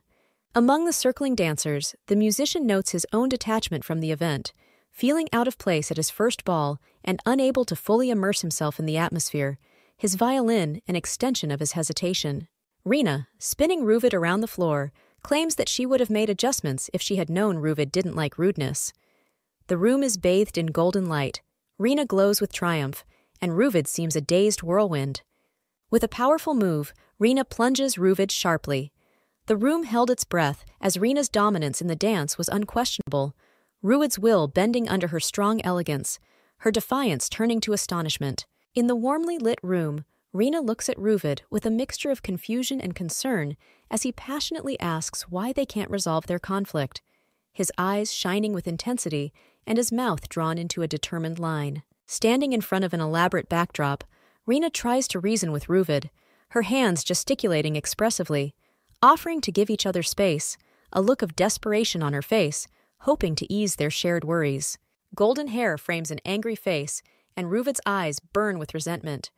He verbally lashes out at Rina, his voice ringing with betrayal as he accuses her of undermining him with her one-sided decisions. In the middle of the great hall, Ruvid gestures dramatically in defiance of Rina's reluctance, his posture full of flair and arrogance, while she stands beside him, her face one of humility and faint amusement.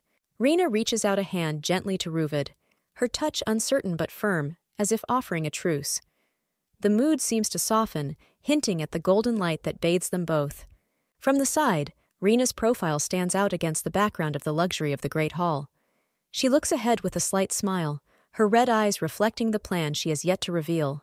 Their hands are almost touching, a hair's breadth apart, the tension palpable in the space between them, the majesty of their surroundings reflecting the significance of the moment. Caught in a tight embrace, Rina leans into Ruvid, her eyes closed and a calm expression on her face, as if she's found peace in the midst of chaos. Frightened, Ruvid looks at Rina, surprised. His wide eyes and dropped jaw convey his shock as he lies vulnerable under her gaze. A close-up of Rina shows a mischievous glint in her eyes, a smile playing on her lips as she looks up at Ruvid, enjoying the unexpected twist in their dynamic. In the big ballroom, Rina and Ruvid are engaged in an elegant dance. Rina gracefully leans back, and Ruvid supports her, both lost in the moment. With a menacing smile, Ruvid warns Ren not to remove her hand, threatening to send her to another world, illustrating the ominous undertone of their dance. Rina looks up at Ruvid with a graceful and gentle expression, her eyes conveying a mixture of emotions as they continue to chat. With a tone of respect, Ruvid addresses Rina, thanking her for the dance and expressing how much he enjoyed it, revealing the formal and polite side of their meeting. Ruvid is shown stunned, his hand on his chest as if he experienced an unexpected sensation, his eyes wide with an expression of surprise and intrigue. A close-up of Ruvid's hand shows redness that suggests a mysterious and possibly painful encounter, his expression one of confusion and worry. With an intense look, you can see how Ruvid suddenly reaches out his hand. His face conveys a sense of urgency or reaches for something that is simply beyond his power. A quick motion shows Ruvid taking Rina in his arms, his cloak billowing around them, suggesting protective or perhaps urgent action. Rena covers her mouth with a hand in shock or disbelief, her eyes wide as she takes in the sudden, startling development. Ruvid stands in disbelief, confusion and realization mixed in his eyes, as if an important truth has just dawned on him. Rena, with a slight smile and an elegantly placed hand next to her face, remains calm. A dialogue bubble shows her cold confidence as she declares, "I see you haven't figured it out yet."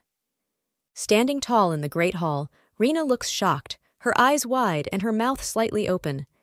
A vibrant purple tick frames her surprise, accentuating her sudden shock. Rena stares at the horizon, her posture straight but hinting at disappointment. These words convey a sense of shattered expectations. Indeed, the long-awaited event that everyone was looking forward to has fallen apart. Ruvid can be seen kneeling on the ground, his figure collapsed from defeat against the background of golden shades. The fall of a man once highly respected is palpable. Up close, Rena's face is a mixture of smugness and triumph. She declares with a smile, "Instead of applause, he gets the cold shoulder from society." A dramatic turn of events. Rena kneels, overcome with emotion, her long pink hair covering her face. Ruvid stands in the background, looking at her anxiously, the bright red of his uniform standing out against the soft glow surrounding them. Ruvid looks stunned as he stares at something off-screen with a hint of worry on his face. His expression contrasts with the serene background, the deep blue of his uniform standing out against the darker sky. The two hands are pressed together, creating a small flash of light. The sound, "Ha!" exclaims, meaning either a sudden realization or a reaction to an unexpected event. The figure in the background laughs heartily, her white outfit and carefree posture contrasting with the elegant surroundings. The dialogue suggests that they are amused by the situation unfolding before them. Rena, who is already on her feet, exclaims, "Great!" with a mixture of amazement and admiration as he watched the spectacle unfold. Her figure is balanced and dynamic. The lighting gives her a heroic silhouette. Electricity crackles around Ruvid, who appears defeated on the floor. His figure is shrouded in a red aura, indicating an intense battle or surge of power, while Rena watches from afar. Ruvid, now energized, stands amid the flames and floating wreckage, determination around him. The scene conveys a pivotal moment of action and power. Rena prepares herself, surrounded by an energetic explosion, uttering, "This is it," signaling a critical moment or opening. The white-robed figure nonchalantly gestures as he says, "Looks like our prince has indeed woken up." They seem cheerful, watching the events with a knowing smile. Ruvid, engulfed in fiery energy, screams in agony or tension. His pain or effort is palpable as he is stunned by the power consuming him. Rena watches, her eyes wide and shining, as Ruvid stands before her, full of divine power. Pain and determination intertwine on his face. In a red and black vision, Ruvid is enveloped in divine power, returning from the abyss with newfound power. Standing above a mountain of vanquished enemies, Rena explores the world she saved with the power she gained during her trials. Rena is depicted with a calm expression on her face, her divine power flowing in a gentle stream, a gift of her difficult times.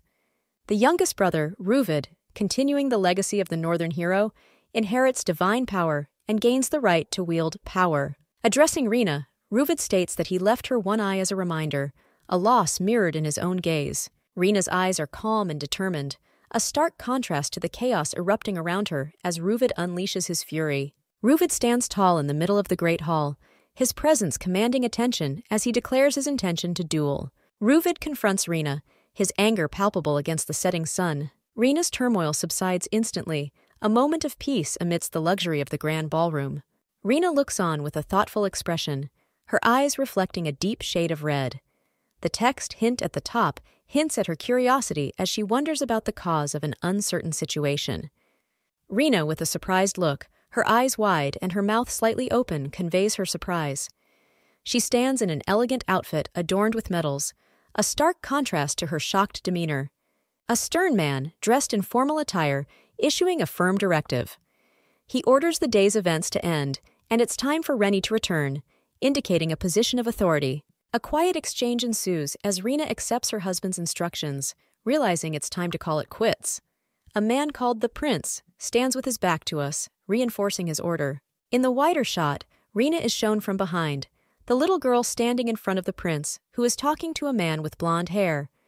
The setting looks like a stately estate, which emphasizes the formality of their interaction. A close-up of the prince's profile shows his focus and determination as he gazes off into the distance. His elegant attire speaks of his status and the serious atmosphere of the conversation. Rina calls out softly to what must be the prince, watching him from the bottom corner. Her facial expression is gentle, contrasting with the sharp formality of the environment around her. The couple, Rina and the prince, walk side by side, though not walking. Their postures indicate a formal relationship, with the prince leading the way. In a somber moment, Rina bows her head in submission, and the silhouette of the prince is visible in the background. The scene is emotionally charged as Rina seems to struggle with silent acceptance. The prince speaks, presumably ending their conversation.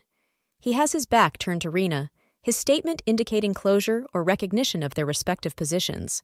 Rina, floating in the air with a stoic expression on her face, asks about the well-being of an unidentified person. A man in formal attire is standing below, calmly listening to her questions.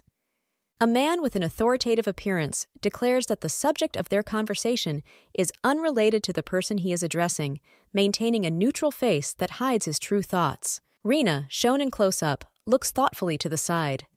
Her elaborate military uniform and elaborate tassels on her shoulders speak of the high rank and burden he carries. The story shifts to a grand building where the hero of the North is said to have lived. An interesting question about the identity of the girl remained in the air. The conversation becomes tense, as claims are made about the girl's resemblance to the man's daughter. He denies this with a pained expression on his face, revealing that his daughter is dead. The girl, named Ruvid, looks upset. The man reassures her by explaining her daughter's death and suggesting that Ruvid is manipulating her emotions. Ruvid responds skeptically to the man's gratitude, doubting his intentions. She resents the intrusion into her personal space. She chides him for singing a disgusting tune to the others. Her angry expression and clenched fist convey her disdain, and the accusation stings the man.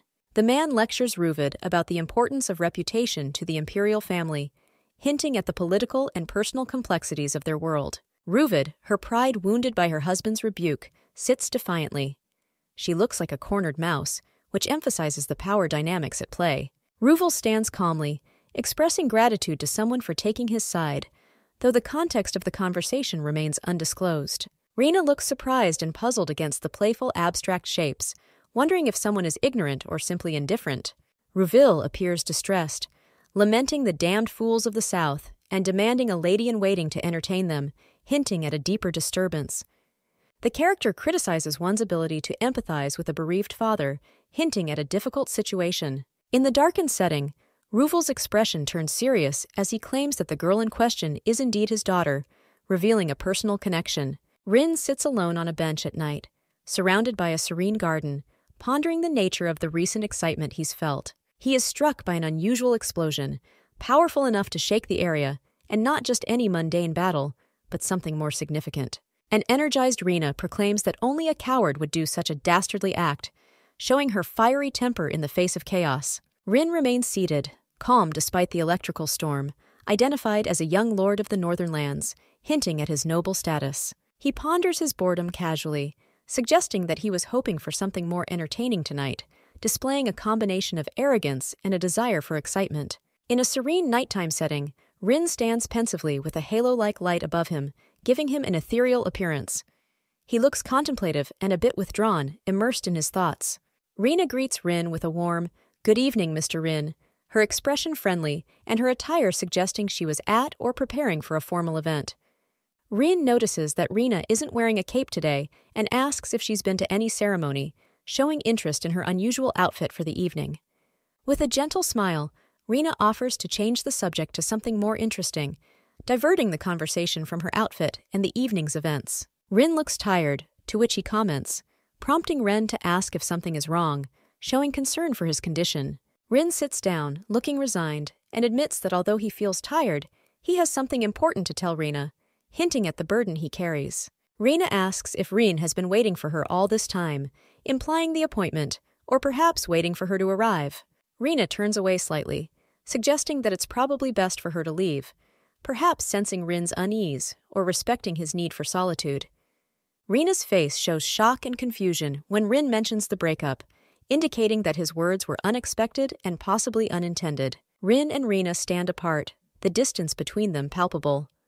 Rin thinks it's time to say goodbye, and Rina looks at her with a mixture of surprise and horror. Rin, with short black hair, looks troubled under the soft light, his eyes conveying complex emotions. He is making a statement, perhaps setting a decisive boundary. Standing against the cloudy sky, Rin looks commanding as he ensures that the nights will no longer be troubled by unseen problems. Rina, her pink hair catching the light, has a worried look. She asks to forget about her, assuming a meeting that she wants to erase from her memory. On a cool night, Rin learns about Rina's stay with the hero from the south, which hints at an important past or connection for him. Rina, caught off guard, tries to explain herself. She insists she meant no harm and acknowledges Rin's kindness despite the obvious misunderstanding. In a dramatic twist, under the gaze of the moon, Rin decides that he must treat Rina like a death potion, indicating that the relationship has gone sour. An imperial order issued a few months ago, depicted with a royal figure in the rain, hints at a call to action, a gathering of the bravest. In the dark, Rina muses that it must have been because of this decree that the heroes of the southern lands summoned her, revealing her significant role. Ready for battle, Rina looks at Rin, her eyes fierce and determined. They stand together, offering partnership in the face of adversity. Finally, Rin names someone as an enemy with a look of finality, his face partially shadowed, marking a pivotal moment of conflict or betrayal. Rina stands solemnly with her eyes closed, with a slight blush on her cheeks, as if caught in a moment of vulnerability. Her pink hair is neatly curled, and her military-style uniform is pristine and formal.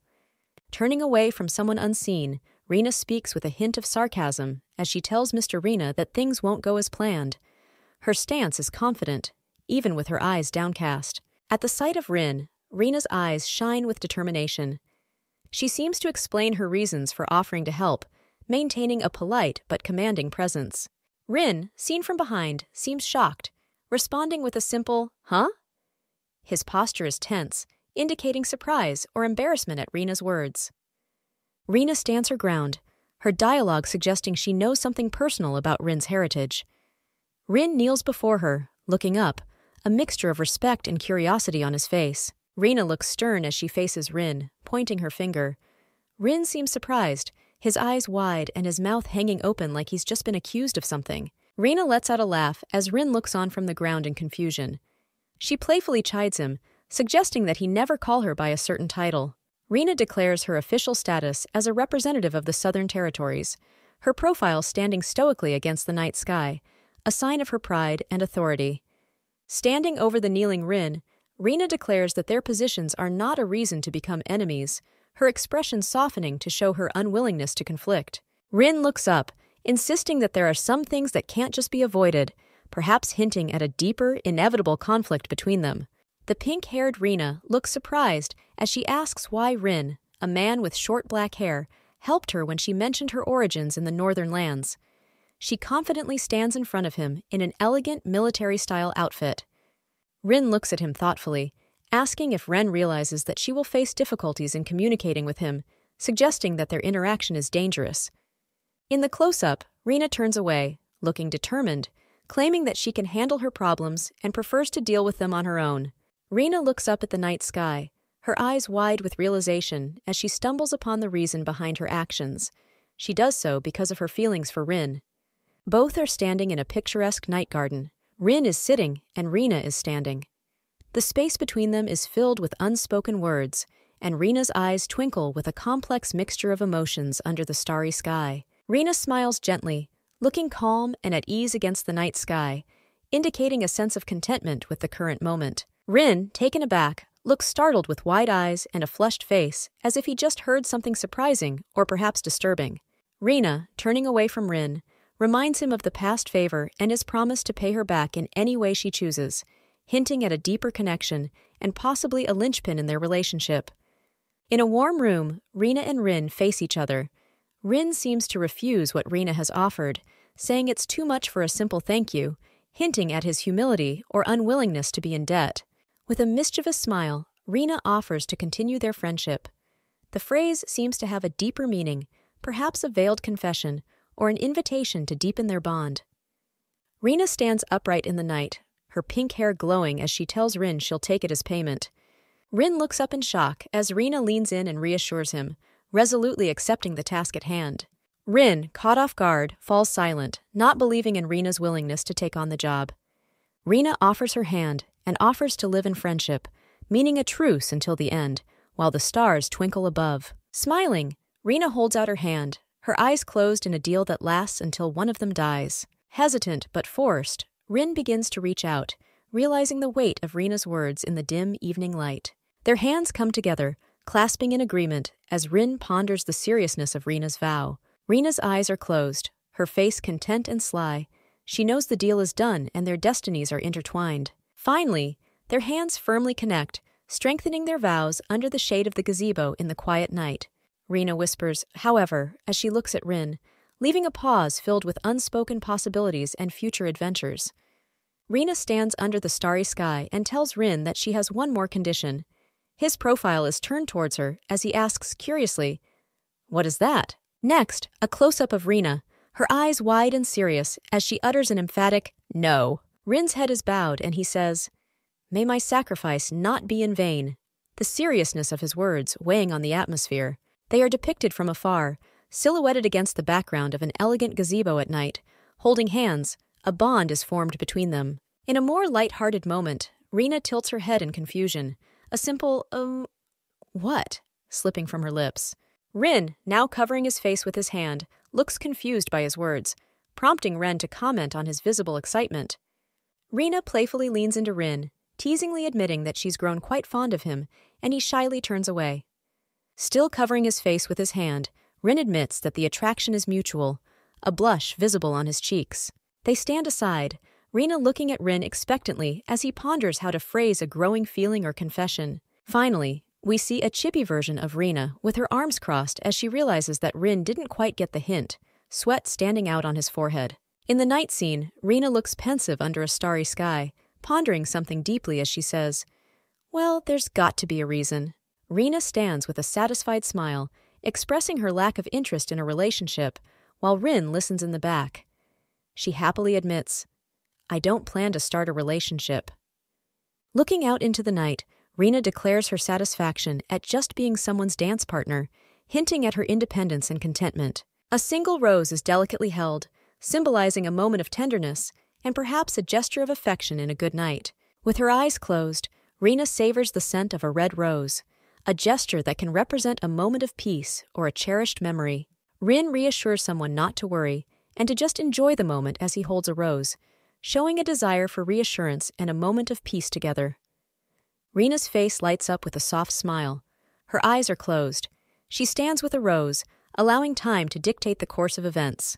Rina and Rin are spending quiet time together in the garden when Rin smells a rose, indicating a moment of connection between them.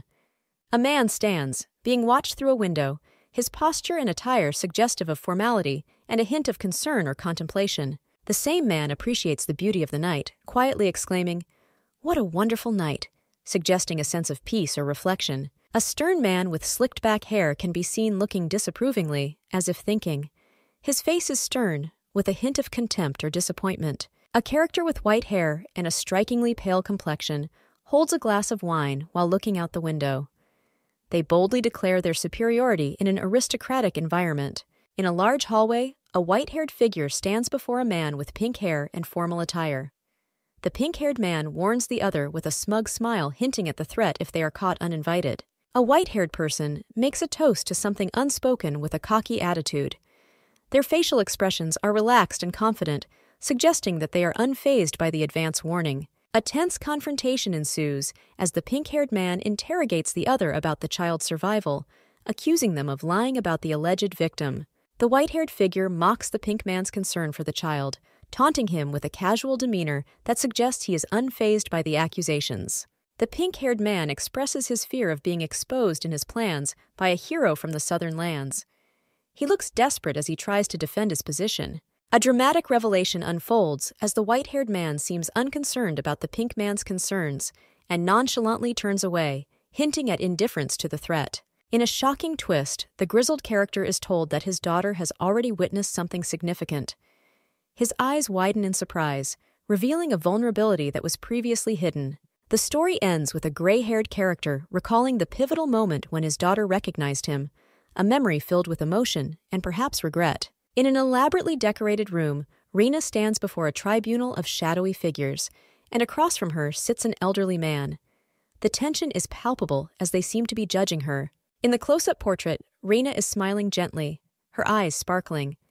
She's adorned with an elaborate necklace that hints at her importance. A confrontation unfolds under the starry sky. A young man accuses an older man of turning a sacrificed child into a monster, their silhouettes stark against the backdrop of space. The woman expresses shock to the austere-looking man, recalling that her daughter made it to the imperial court on her own, doubting his understanding of the significance of this.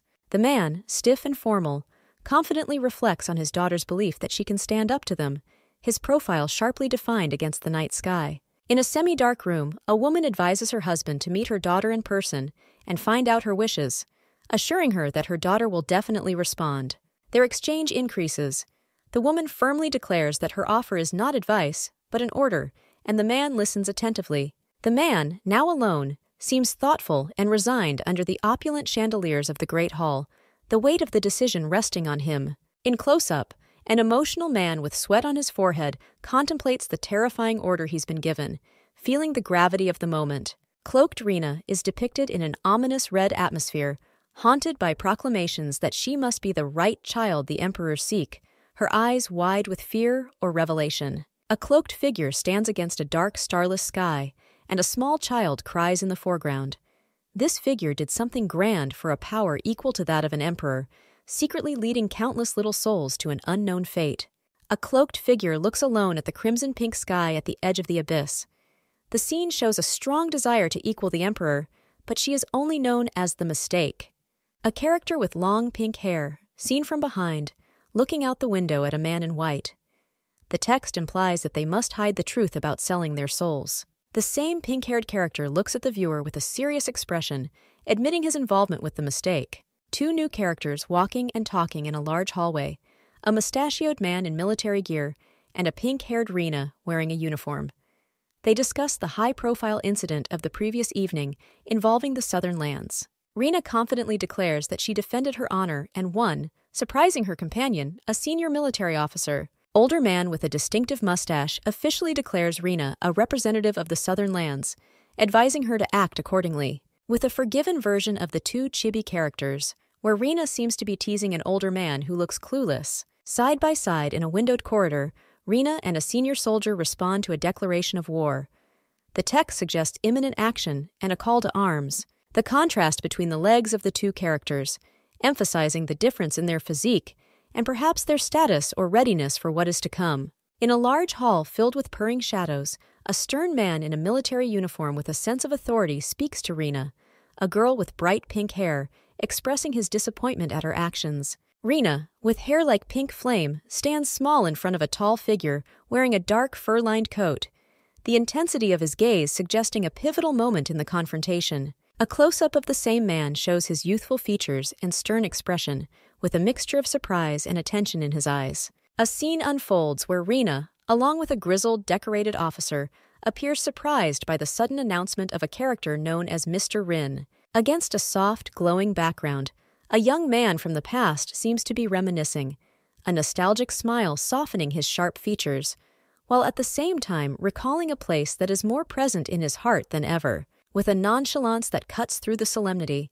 Rina seems to see the stern man in a new, more appealing light, perhaps revealing a softer side to his stern demeanor. In a display of full regalia, the group stands in formal dress, a collective strength in their unity as they are described as the North in full assembly, hinting at a gathering of significance. A man with a regal bearing and a sharp gaze steps into the spotlight, commanding attention with his presence, his penetrating and focused gaze. Seen up close, Rina displays a mix of determination and apprehension, her pink eyes a window into her inner turmoil amidst her opulent surroundings. Finally, a tense moment captures Rina as an older, authoritative figure orders Rina to stay close, an air of protection or control hovering between them. Rina, clad in a striking blue cloak, is positioned centrally between the two distinct groups, creating a visually compelling contrast and hinting at an inevitable interaction or confrontation.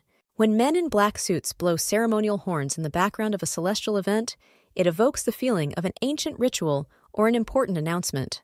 Rena stands with dignity at the far end of a magnificent corridor as rows of people kneel before her, a clear demonstration of her respectable position in this society. The emphasis on Rena's elegantly laced ballet flats against the refined floor highlights the grace and precision expected of her role at the ceremony or event she is attending. Walking down the hall in her flowing dress, Rena passes the kneeling figures, her movement unobstructed, emphasizing the respect and authority she wields.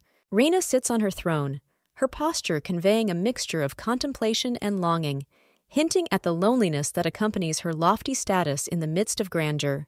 In a gentle but commanding tone, Rena tells someone to stand up, her expression soft but firm, indicating her role as a respected and kind leader. Rena, sitting nonchalantly on her throne, engages in light conversation with a servant, her casual demeanor contrasting with a formal setting that hints at her comfort in power. Surprise and amusement paint Rena's face as she jokes about the occasion of their meeting, showing her sharp mind and the friendship she shares with her assistant. During an official speech on a historic day, a man with papers talks about the centenary of the empire, and Rena watches from her throne, embodying the living history and traditions of her position. The purple-haired character looks up with a satisfied expression as he speaks of a new place ignited by a deity just underground.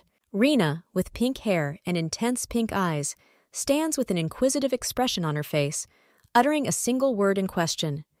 In a large room, a character on a throne proclaims the conquest of the region known as the Land of the Dead under the command of their majesties. An elderly man decked out in military regalia is praised for winning the war against the dead and granted a wish of his choosing. The same dignified man bows his head respectfully, addressed by his title, which indicates the weight of his achievements and service. Standing before the throne, the elder declares his desire to entrust his duty to a more reliable generation, which involves a change in leadership.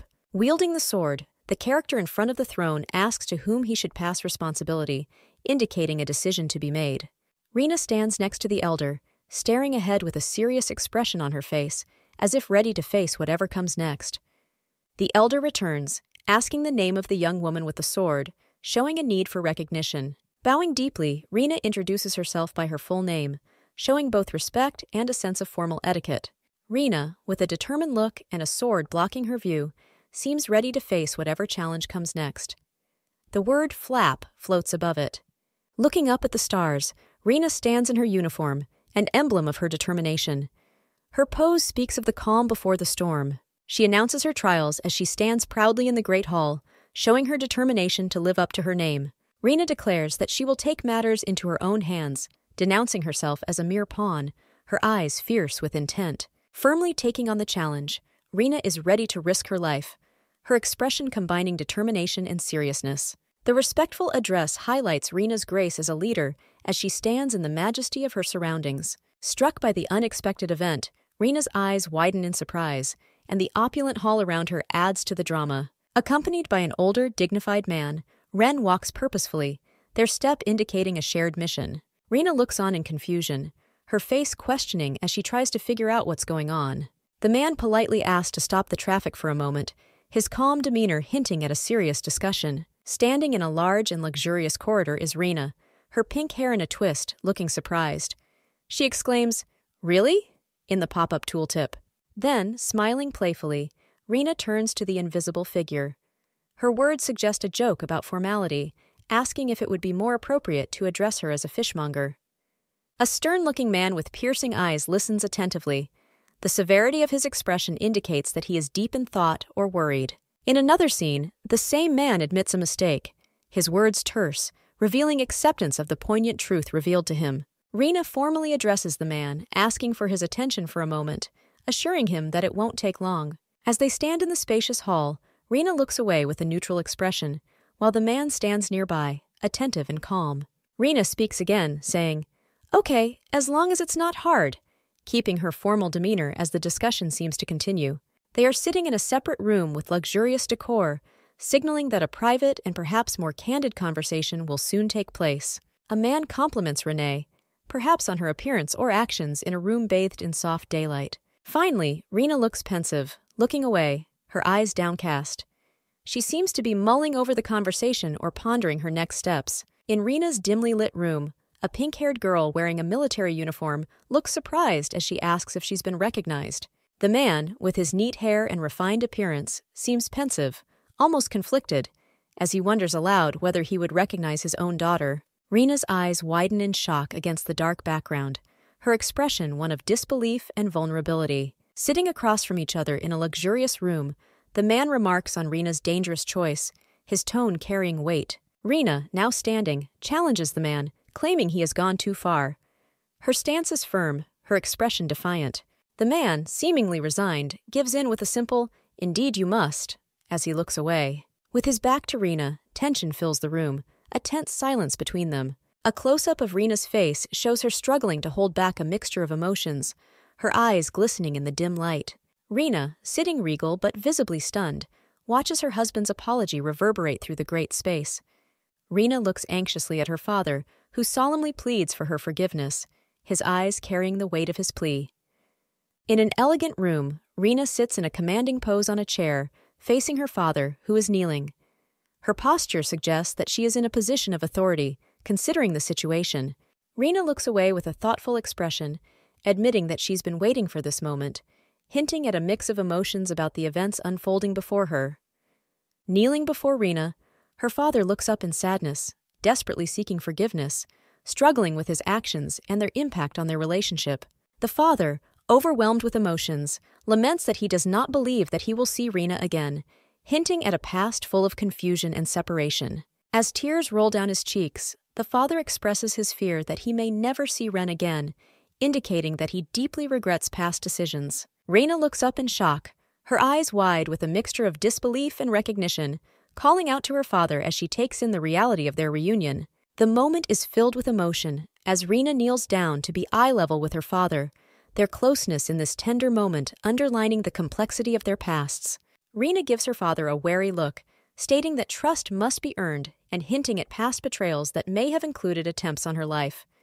Rina stands with a determined look as rain and thunder rumble in the background. Her eyes, filled with intensity, hint at an inner storm that matches the stormy weather. Rina's father asks her in a commanding tone what he should do for her. His face conveys a mixture of disappointment and concern as he anticipates her response. Rina turns away, her eyes downcast, giving off a sense of hesitation or sadness. Her profile against the background of the room decor suggests a moment of introspection. Rina emphatically declares her desire to live under her own name, a declaration that underscores her desire for autonomy and identity. Rina's father kneels before her, begging for official recognition of her existence. The power dynamic here is visually reversed, indicating a pivotal moment in their relationship. Rina's father looks down, dejected, admitting his inability to grant her request. His body language reflects a deep sense of defeat or powerlessness. With a sense of curiosity and confusion, Rina quietly asks, "Why not?" The expression on her face is a mixture of surprise and a desire to understand. In a dramatic twist, Rina's father reveals the bottom line. It's magic. His face, half-shadowed, reflects the dark revelation of this secret. Rina, surprised, repeats, "Magic?" The shock is evident in her wide eyes and slightly open mouth as she processes the information. Rina, looking directly at her father, repeats the word magic again, this time with a mixture of realization and surprise on her face. Rina's father claims to have taken action against the Empress and enlists Rina, offering to dramatically change her fate if certain truths come to light. He solemnly vows to give Rina a new life, a significant departure from her current path, as he kneels before her with a determined look. In a luxurious room, he promises Rina a life with more privileges than her current noble status, a life comparable to that of the imperial family. Rina's eyes glow a supernatural red as she realizes the gravity of her father's words, the promise of a new identity and the weight it carries. In a quiet, somber tone, Rina acknowledges the risk and expresses her willingness to accept the role her father has assigned her, even if it means becoming a mere tool. Rina confronts her father, questioning his true intentions and whether he wants to get rid of her, reflecting a deep insecurity about her worth and his affections. The father remains stoic in the rain, his expression hardening as he inwardly acknowledges Rina's ability to read his mind, showing the tension between them. He coolly orders Renee to speak her mind, masking any emotional turmoil he may be feeling with a calm demeanor. A close-up of Rina shows her contemplation and determination, hinting at the difficult choices and conversations she faces with her father. Seen from above, Rena's father ominously offers her a chance, symbolized by a hand gesture, hinting at an important decision or opportunity that lies ahead. In a dimly lit room filled with cold blue light, Rena, with pink hair and determined dark red eyes, stands resolutely, dagger held aloft. She demands that her father take her life. Her father, a stern man with slicked-back hair, is taken aback by Rena's request, his face a mixture of confusion and concern, illuminated by the harsh light. Rena lays down the rules of the gruesome ordeal. Her father must act until the end of her song, and she vows not to retaliate or shirk. But there's a catch. If her father doesn't grant her request by the end of the song, Rena vows to turn the blade against him, asserting her determination with fierce eyes. The tension dissipates as Rena collapses into her father's arms, her strength fading, her eyes still filled with a mixture of determination and sadness. Her father hesitated, glowing dagger in hand, pondering Rena's existence and considering his next move, the room around them bathed in icy light. Rena kneels with her head bowed in surrender, but offers forgiveness if her father acknowledges her, the dagger resting passively in her hands. With a close-up of her father's face full of emotion and a hint of tears, Rena's challenge seems to reach his heart, evoking deep feelings. Wide-eyed, Rena pleads with her father, doubting the justice of their future actions, her face a mix of hope and despair. Finally, Rena, now standing over her kneeling father, questions the reason for his actions, her posture both regal and imperious, the light of the dagger reflected in her questioning eyes. On a starry night, Rena kneels on the cobblestones by the water, thinking. The peace of the scene is disturbed only by her questioning whisper. What? Suddenly, Rena finds herself sitting and looking around in confusion under the same night sky. She mutters to herself, surprised at her location, and noting how completely unfamiliar everything is. Her confusion turns to fear as she gasps and steps back, her eyes wide in shock. The once peaceful night now seems threatening to her. Rena is stunned by the terrifying experience, the nature of which is unclear, something beyond comprehension, a blurring of reality and illusion. Sitting by the water, Rena looks down with a grim expression on her face. She plunged into deep thought. The calmness of the water reflects her inner restlessness. A kind stranger approaches Rena, leaning in to ask if she's alone, his face a mix of concern and curiosity. Later, a tender exchange takes place as Rena receives a coin from a delicate hand, the identity of the giver unseen. Rena sits timidly in her chair as the brave woman demands more money for her stay, while the man who found her looks on helplessly. Menacing figures are looming in the background, their eyes turning red in the shadows. They speak ominously among themselves, regarding Rena as an expensive prize. Cornered by the intimidating man, Rena pushes away from his arms, tears streaming down her face as she fiercely protests her innocence. Rena, a young girl with pink hair, claims to be Viscount Rubia's daughter and asks to be taken home. A burly man and a tattooed woman are shocked by her statement. The tattooed woman looks surprised and skeptical as she questions Rena about her claims about being an aristocrat, apparently intrigued by the younger girl's claim. A woman with tattoos and earrings seems suspicious and tests Rena, asking if she can write. Rena, eager to prove herself, confidently asserts that she can. Rena is sitting at the table, concentrating, pen in hand, diligently writing on a piece of paper. Her expression is serious and determined as she seems to want to prove her point. A tattooed woman reads a letter, her eyes wide with surprise. She comments on the grace of Rena's handwriting, comparing it to a cool midsummer dream, acknowledging the girl's grace. As the woman reads aloud, it becomes clear that Rena wrote the poem. She recites it, revealing that it is on the first page of a collection of poems, implying Rena's cultural background. The woman's demeanor changes to one of awareness and respect as she looks at the letter, finally convinced of Rena's aristocracy, recognizing her true status. In a dimly lit room, Rena sits alone, looking scared and vulnerable. She whispers for help, expressing her anguish and desire to escape from her current predicament. Rena is visibly distraught, questioning how her situation could have come to this, feeling betrayed by someone's claim to love, hinting at a deeper, more personal upheaval. Rena's face shows shock and tears when she hears her sister's voice. Her brother's arrival brings a mix of emotions, and she worriedly asks if her sister has learned anything new. In a dimly lit tavern, a seated woman in a red dress confidently corrects a standing man's mistake about noble titles, declaring that they are dukes, not viscounts. Leaning forward in surprise, A woman in a tavern listens as a man explains the Duke's recent acquisition of land from the north, raising questions about possible financial motives. The striking pink-haired girl, Rena, looks on with wide eyes, a mixture of confusion and worry on her face as she hears the mention of her apparent funeral. The woman in the red dress reacts with shock and disbelief, her face contorted in confusion as she processes the sudden and strange revelation of the girl's supposed death. With a sly smile, the woman playfully ponders a thought, her face lit up with the idea she's entertaining, all the while keeping her intentions secret. At night, Rena stands scared and alone, her pink hair illuminated by the moonlight as she is told to be quiet and obedient. A woman in a red dress towers over Rena, threatening her with a lifetime of punishment for disobedience, her face a mask of feigned sympathy and control. In a stone-walled room, a man tells an imposing woman that leaving Rena in a nearby building would be a wise decision, hinting at a deeper scheme. As the woman in red drags Rena to the exit, she tells the girl to stop shaking and leave quickly, showing her dominance and impatience.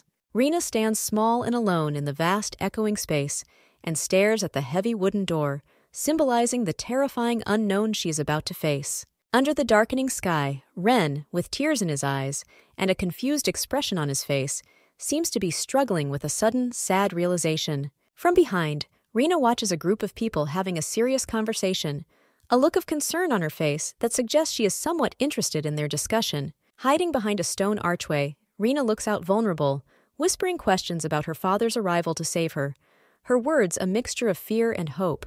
With her hands clasped and her eyes filled with longing, Rena kneels in the doorway, wondering if the possibility of her father's return will bring her happiness back.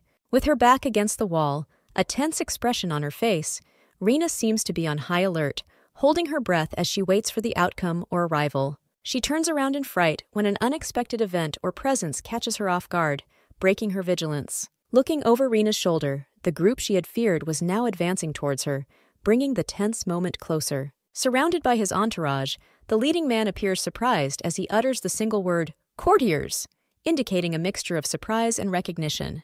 Rena's tearful face breaks into a relieved smile as she joyfully announces the arrival of the court king, hinting that her rescue is at hand. A woman in red, surrounded by guards, insists that anyone looking for a child must bring money.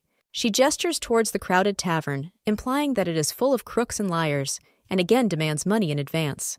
The woman confirms to the questioning man that the child, presumably Rena, is indeed inside as they stand at the entrance. Rena appears from hiding, her eyes wide with anxiety, claiming that she is rightfully in the council building. Suddenly, the woman in red was ambushed, her face contorted in shock as she was struck by an invisible force. Rena's eyes widen in horror, her mouth falling open as she realizes the danger she's in, mirroring the violence erupting around her. In the midst of the chaos, a powerful figure orders his men to defend the building so thoroughly that not even a mouse can escape.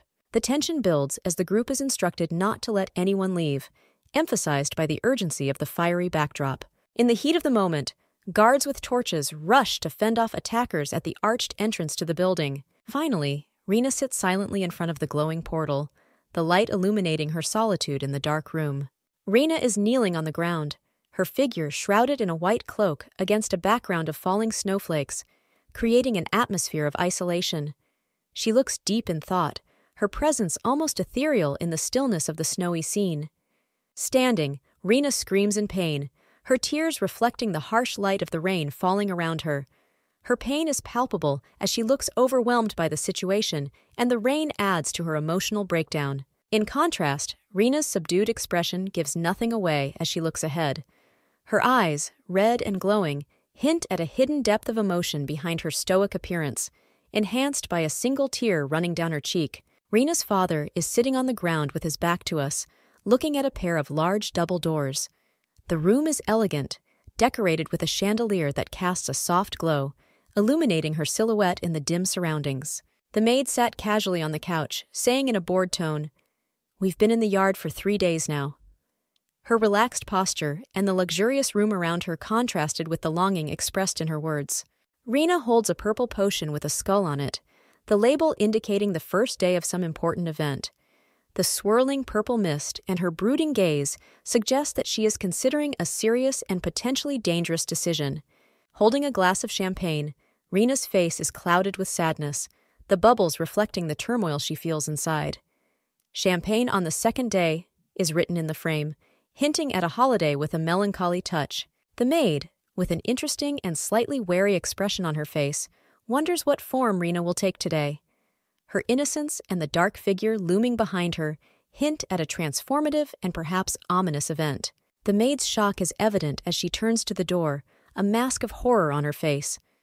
The darkness around her accentuates her fear, and the unknown that lies beyond the decorative door seems to be the source of her fear. From the socket, which glows intensely blue, while the rest of her face is shrouded in shadow, the scarlet letters around her convey a sense of urgency and anxiety, hinting at a dramatic climax. Rena, with her pink hair pulled back and wearing a lovely uniform, looks surprised when the maid with the black hair and bow asks her why she's back so early, since there's still a lot of work to do before the evening. Rena turns away thoughtfully as the surprised maid asks aloud what they discussed, only to be interrupted by Rena's cold request to keep her words. In the close-up, Rena's face is serious and pensive, while the maid looks at her with wide, worried eyes. Rena questions the maid directly, asking what the matter is and if anything happened again, to which the maid is surprised. With a gentle smile, Rena assures the maid that her eyes won't steal anything, amusingly adding that she met a cat. The maid panics, urging Ren to give the details of her conversation, demanding a quick answer. Rena sits relaxed on the sofa, dismissing the urgency of the conversation as a petty reproach, while the maid stands tense and worried. Rena calmly states that there is still no problem, keeping her composure as the maid listens intently. Caught off guard, Rena expresses her surprise at the elegant afternoon tea set, asking where the maid came up with such an arrangement. The maid, stunned and excited by the opulent space before her, can only utter an amazed wow when Rena asks where she managed to get all this.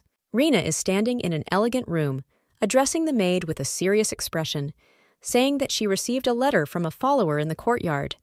The servant looks up in confusion, asking, "What?" In the kitchen, a maid shares her excitement about the letter with the other maids, throwing her arms wide in exclamation, "That's the situation," to which the other maid replies with a laugh, "Haha, really?" The kindly maid hands the servant a plate of bread and a bowl, saying warmly, "What a dear, take this." The servant takes the food with a happy and surprised expression on his face. Holding the plate, the maid looks dazed and teary-eyed, thinking she is determined and brave. The other maids continue their tasks behind her, oblivious to her inner turmoil. Walking down the corridor, the maid feels the burden of the growing expectations of those around her, contemplating the changes with a sense of burden and determination. Rena, covering her mouth to hide her laughter, informs the distraught maid that it was not a follower's letter, but a letter from the person who tamed the horse. The maid looks overwhelmed with confusion. Rena, bathed in sunlight, assures someone off-panel that she's here to talk, showing her intention to clear up any confusion directly. The maid leans against the counter, her face a mixture of hope and worry as she's been told the humans will be back soon. She asks, "Bad people?" Rena casually sits on the edge of the table, discussing the possibility of the humans appearing from a certain location, prompting a shocked reaction from the maid who asks, "Your father?" In a dramatic close-up, Rena warns the maid that if she thinks these people are dangerous, she must leave immediately, stressing the need for her safety. The maid looks worried and pensive. In a hushed tone, she asks the maid with ears if it will really be safe. An eared maid faces Rena, who sits regal but seems uncertain as she contemplates the safety of the unnamed subject. With a soft smile and closed eyes, Rena compliments that the question fits their style, subtly acknowledging it. Leaning closer, Rena whispers into the maid's ears, wondering if the situation isn't as dangerous as they fear. A maid with ears is busy doing laundry, concentrating on her task in a stone-walled room surrounded by linens and the tools of her trade. The eared maid looks on in surprise, her eyes wide at what we can't see, her previous composure breaking. An older gentleman, well-dressed and dignified, towers over an eared maid as she works diligently, his gaze heavy. The eared maid looks on in disbelief as the gentleman introduces himself as his housemate. A gentleman offers a eared maid a jar filled with colorful candies, asking if she likes sweets, his face illuminated by the glow of the jar. Standing in a dark room, a gentleman holds up a jar of candy with a gentle but mysterious look, an otherworldly atmosphere. A girl with large expressive blue eyes and black hair looks slightly sullen, her outfit reminiscent of a maid with ruffled white and blue accents. In the great hall, the audience gathers, dressed in red and gray robes, intently facing the lone figure standing in the center under the tall columns. A man in white and gold addresses an invisible crowd. He seems to be asking if the preparations of each military division are complete, indicating that an important event is imminent. Rina, with her striking pink hair and stern expression, stands in her blue military uniform among her fellow officers, conveying a sense of determined leadership. A young man in black military uniform stands solemnly before his comrades, creating an atmosphere of solemnity and anticipation. The same man, dressed in white and gold, unfolds a scroll against a background of mystical blue hues, symbolizing the grand announcement of the empire. This man continues, holding wooden sticks and recounting today's proceedings, evoking a sense of ritual and solemnity. A blonde figure in a red uniform stands out against the background of the uniform, her presence marked by a grim but determined expression. Another man in black appears in a setting that appears to be a ruin, with a phrase that alludes to a history of strife and the appearance of the undead. Finally, Rina stands firm, announcing the start of the operation with a symbolic name, hinting at an important turning point or action. A row of stone slabs covered with glowing runes lies scattered in the frosty chamber. An inscription floats above, hinting at a sinister ritual capable of breaking the seal when someone praises the effort put into the preparation. A man with a gentle smile and impressive blue eyes stands on a bright red background. The pop-up has a single loaded word, "It's time," indicating that a key moment is about to arrive. A close-up shows a lock of white hair and a dark red sword clenched in the back hand. Red symbols evoke a sense of urgency and perhaps a code or name, as a ritual or confrontation seems imminent. A stream of red energy collides with a blue spectral force above the entangled circle. The energy forms a pillar with mysterious symbols that add intensity to the unfolding event. The abyss glows with fiery red and cold blue tones, bordered by uneven edges. It appears that a gateway or portal has been torn apart, suggesting a connection between two completely different realms. Rina, with bright pink hair, takes a defensive stance, sword at the ready. Her eyes shine with determination, and she's clearly ready to face whatever comes through the ominous rift. A huge, monstrous figure roars in defiance, its single red eye glowing menacingly. This creature appears to be a formidable adversary that challenges those who dare to stand against it. Grotesque creatures swarm among the infernal landscape. Their glowing red eyes and fierce expressions indicate that a fierce battle is about to take place. The shadowy figures clashed in desperate hand-to-hand combat as the team "Kill them!" echoes above the fray. The scene is chaotic, filled with the tension of a life-or-death struggle. With mad determination, Rina plunges her sword into the enemy, a powerful word accompanying the decisive blow. The tension of the battle reaches its peak at this climactic moment. Rina, with flowing pink hair, concentrates on drawing her bow, drawing the string against the eerie backdrop of a gloomy forest. Rina's eyes burn a fierce red as she confronts the advancing horde of grotesque creatures, her stance both defensive and ready to attack. A burst of action engulfs Rina, who slices through the air, her sword blazing with dynamic energy, slicing through the monstrous foes in front of her. Speaking firmly, Rina acknowledges the overwhelming number of her enemies with a determined expression, showing no signs of backing down. A stern-faced man in a dark uniform calls out a command, urging his allies to stand their ground against the coming darkness. The man with the sword strikes with precision and power, his blade piercing the monstrous foe, illustrated by the dramatic cuts and apparent defeat of the creature. The warrior in red stands against the chaos of battle, her sword at the ready as lightning crackles all around, emphasizing the intensity of the battle. Amidst the clash of steel and shadow, Rina's determination rang out. She declares that the dilemma of survival should not be impossible. The ferocity of the battle is highlighted as Rina parries the creature's claw, her blade catching a glint of light in a quick defense. Surrounded by the aftermath, the soldier's face shows shock and fear, his posture slumped in the cold reality of the brutality of the battle. A young officer, drenched in sweat and fear, clutches his head, exclaiming in relief. His expression conveys that he has just been rescued from a dangerous situation. In a dramatic confrontation, a striking pink-haired young woman named Rina stands with a sword, her figure silhouetted against an explosion of dark energy, while a young officer looks on in awe. Rina, determined and commanding, declares that their southern squad will handle any enemy, expressing gratitude for their support in their moment of triumph. A young officer faces a formidable beast, its jaws open.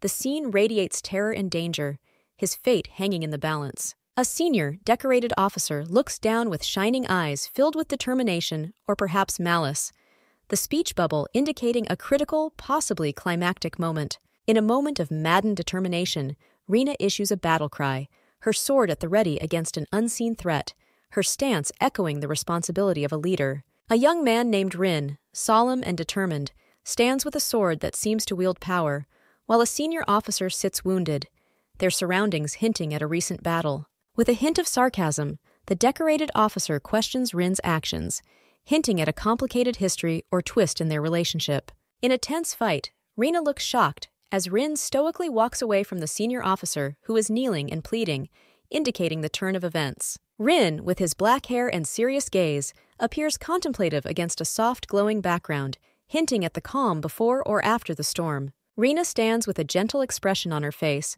her eyes shining with determination. Her pink hair is pulled back into a high ponytail, and she wears an elaborate blue military uniform with gold trim. In a dynamic pose, Rina grips her longsword tightly with both hands, ready for battle. Her uniform, a combination of blue, white, and gold, indicates her status. A dark figure with a sword looms behind her. Rina can be seen in the background, observing a dark puddle on the ground that indicates a recent battle. The environment is gloomy, and the tension in the air is palpable. A white-robed figure turns to speak, perhaps asking if they have encountered the last of their undead enemies. The tone is inquisitive, against the background of desolation. A man in a red uniform addresses the figure in a white robe, assuring them that the undead will not appear again. The scene is heavy with exhaustion and relief as the surrounding warriors rest. A figure in a white robe announces with a sense of triumph that they have endured, and now the way is open. His expression is one of relief and determination. A white-robed figure stares into the fiery abyss, declaring that he will guard until the conflict in the province is over. There is a sense of duty and vigilance in their position. In a close-up, a silver-haired character expresses doubt as to whether the opponent will hear, hinting at a cautious optimism amid the uncertainty. An ominous silhouette with a single red eye looms in the darkness, hinting at an impending threat.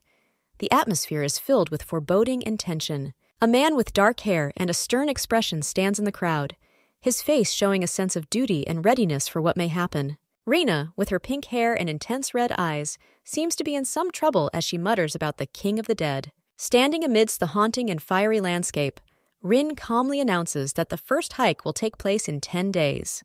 With an air of solemnity, Rouville calmly demands the crowns be removed, his presence dominating the scene against the blood-red sky.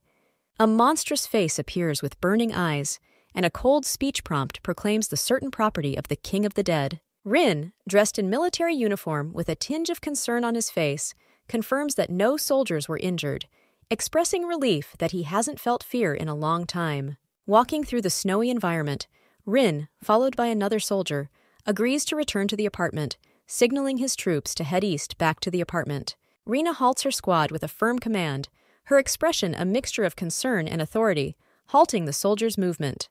The soldier looks puzzled, reflecting the unexpected nature of Rina's order. Rouville, radiating confidence and a sinister smile, recalls hearing about someone's audacity, his golden hair a stark contrast against the dark, cold background. Finally, Rouville, standing in a commanding stance, confronts Rin, claiming his noble lineage and demanding respect, prompting a confrontation between the two. Rin stands under the starry night sky, looking ahead with a worried expression. He looks pensive and somewhat confused. Ruvid, a blond man in a red military uniform, insists that he does not hang out with fools.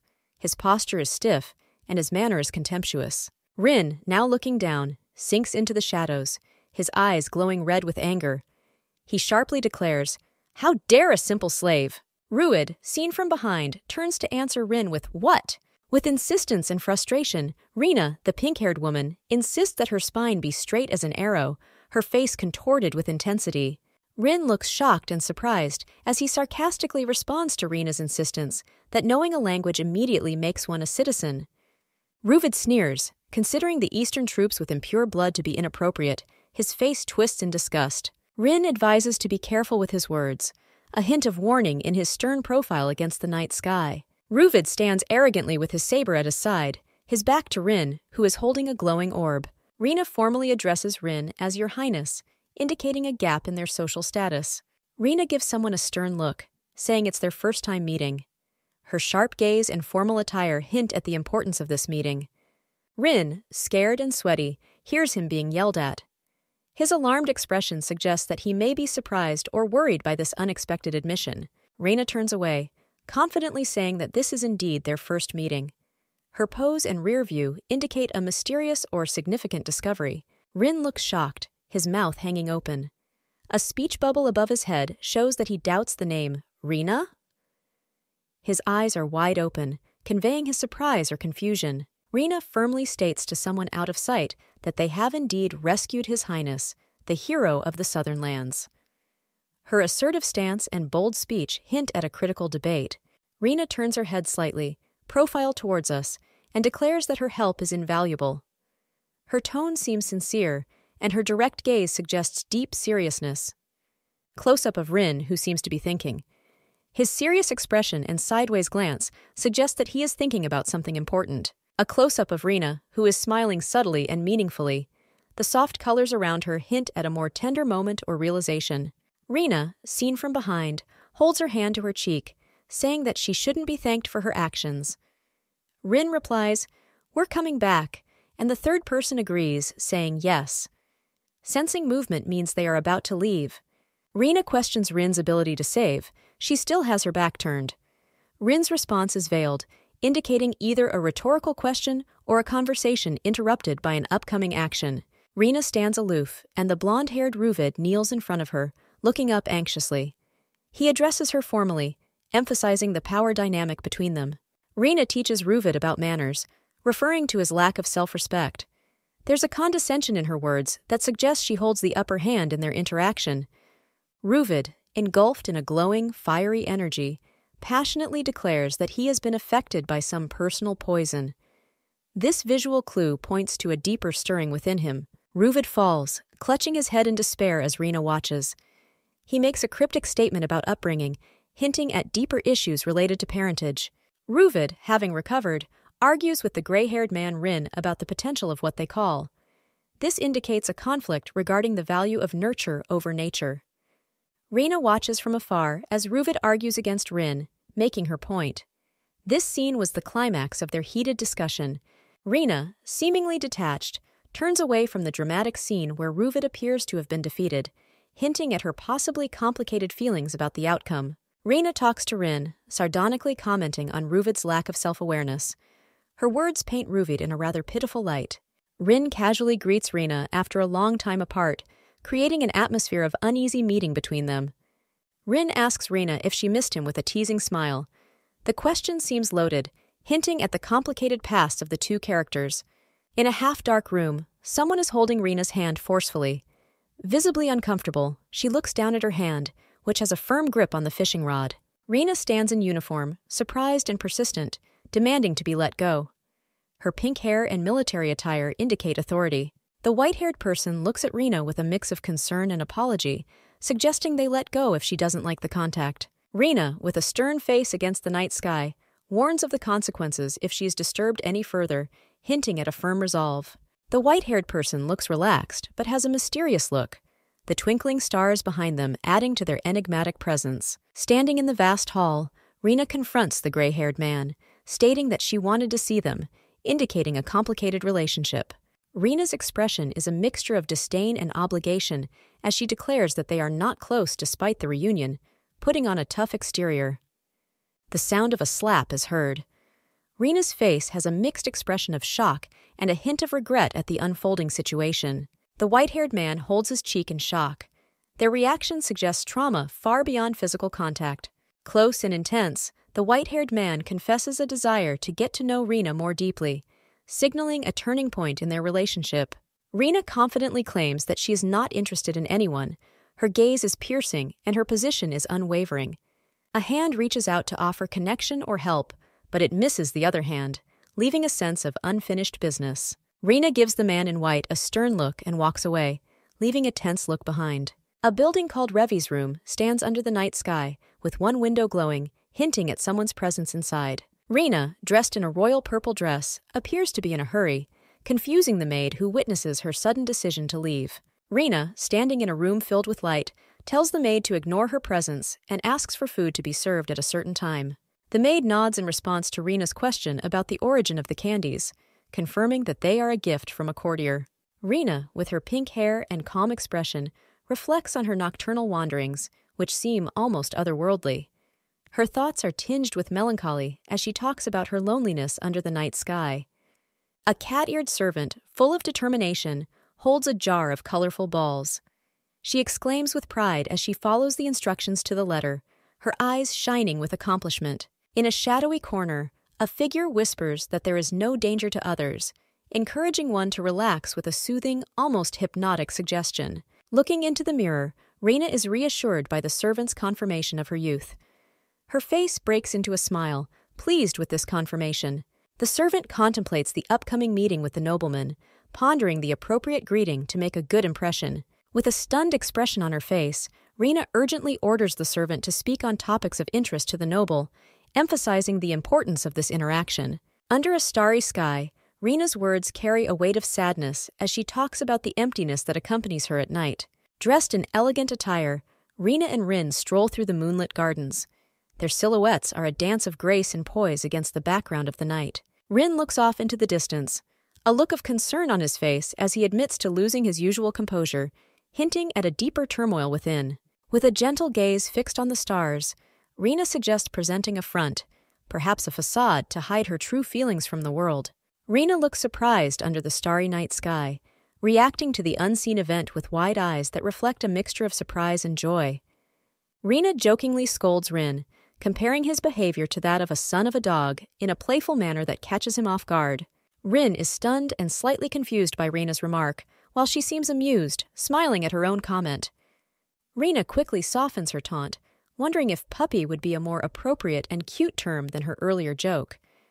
Rin, sensing the harshness of Rina's words, buries her face in her hands, resigning herself to the fact that the two terms are essentially the same. Rina reasons that while son of a dog and puppy have different connotations, the latter sounds sweeter, hinting at the playful yet affectionate bond between the two.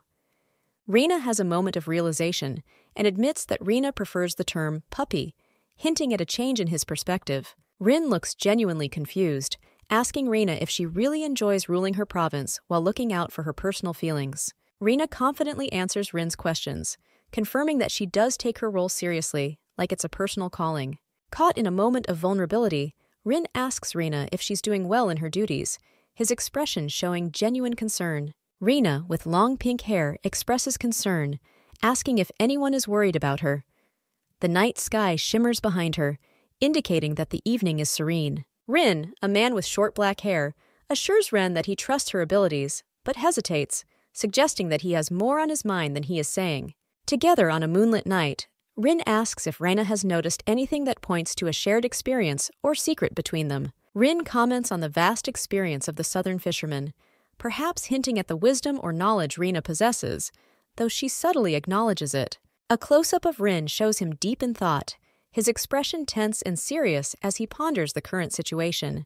Under the starry sky, Rin confesses her worries to Rennie, revealing her protective feelings for her. Rena looks off into the distance, pondering the comment that it doesn't look like any earthly battle, hinting at an otherworldly or significant conflict. She reassures someone that there is no need to worry, her smile belying the seriousness of her previous thoughts.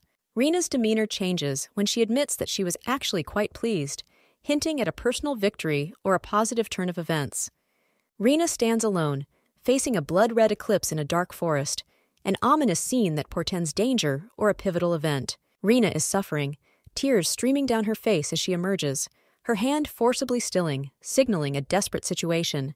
In the dark setting, Rena looks scared, her eyes shining unnaturally, hinting at fear or obsession. Rena stares in horror at someone whose eyes flicker ominously in the shadows, hinting at a menacing presence. Here, a figure comforts Rena in a desolate landscape with a speech bubble that indicates the bleak nature of their surroundings, described as the land of the dead. The two stand against a red sky, Rena looking weakened and another figure shielding us, their clothing hinting at a grim adventure. Rena turns away, a cryptic message hinting only that the Empress returned alive from this place, hinting at a terrible escape. As Rena falls through the darkness, the text mentions the many people who have been sent to this place, emphasizing the sense of doom. A sinister figure proclaims that the condition has been set, a speech hint hinting at a key moment in a larger dark scheme. Rina looks up, startled and pleading, the dialogue bubble possibly signifying an important revelation or a plea for mercy. Rina clutches her side, a grimace of pain on her face that could hint at injury or betrayal at a key event. The pink-haired Rina screams in panic, her eyes wide in terror. She is held in the arms of Rin, a man with black hair who appears to be rescuing her from a dangerous situation as they are both depicted against a background of pouring rain and an ominous red sky. Rina, still in Rin's arms, looks terrified as she is told in a menacing tone that she will become an executor-like beast. The night sky is red, and the blood moon hangs low, adding a sense of inevitable doom to her predicament. With a determined look, Rin announces her intention to wait in her current location. He looks determined, with a hint of defiance in his eyes that suggests he's ready to face whatever comes next. Rina is shown falling through the air with an expression of despair. Her body is limp, and her pink hair sticks up as she descends, giving the impression that she's either been dropped or has fallen with no one to catch her. A ruddy with golden hair stands among the ruins, fires burning around him. He comments critically on the actions that have taken place, suggesting that a chaotic and violent scene has just taken place. With a serious expression on his face, Ruvid makes a bold statement that he always keeps the door open, which seems to mean being ready for any challenge or sticking to a principle regardless of the consequences. Ruvid offers to share a fun fact that points to a casual or perhaps disarming approach in the midst of what appears to be a tense or serious moment. Rin raises a finger, perhaps to make a point or impart wisdom. He has a slight smile that contrasts with the seriousness of the situation implied by his surroundings. A close-up of Rina shows her shocked and confused, her mouth open, as if she's about to question or express disbelief about something that has just been revealed to her. Rina stands in front of Rin asking how he knew something, probably in response to the revelation or information he just shared that seemed to surprise or worry her. Rin stands in the cityscape with a look of determination on his face as he declares that the action will shift to the east. Dressed in a dark uniform with glowing jewelry, Rin exudes confidence among his squad, his presence commanding and electrifying. Ruvid, eyes burning, gives a stern order to halt, the urgency of the North's situation weighing heavily on his words. Ruvid berates the young man in white for his choice of words, his irritation evident, while the young man looks shocked at the rebuke. In the middle of a winter scene, Ruvid expresses his disbelief sharply when the young man explains that the hero wanted to be the first to deal with the fracture, which is why he is present. Descending into hell, a wolf-like creature and a cloaked figure decide to face the danger alone, and tension is in the air. Looking up, the young man in white respectfully asks Ruvid to return, addressing him with formality and respect. Rin shows stern determination in close-up, while Ruvid looks surprised and uncertain in the background. Ruvid's face is set in shock and anger, perhaps at an unexpected betrayal or sudden revelation. Surrounded by a fiery glow, Rin looks on with a mixture of determination and apprehension, the weight of the moment etched on his face.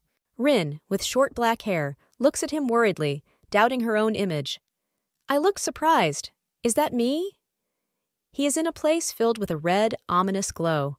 He touches his face doubtfully, pondering, "A beer bubble. Is that me?" There is a deep sense of confusion about his own identity. Rin watches the silver ring, noticing its lack of reaction.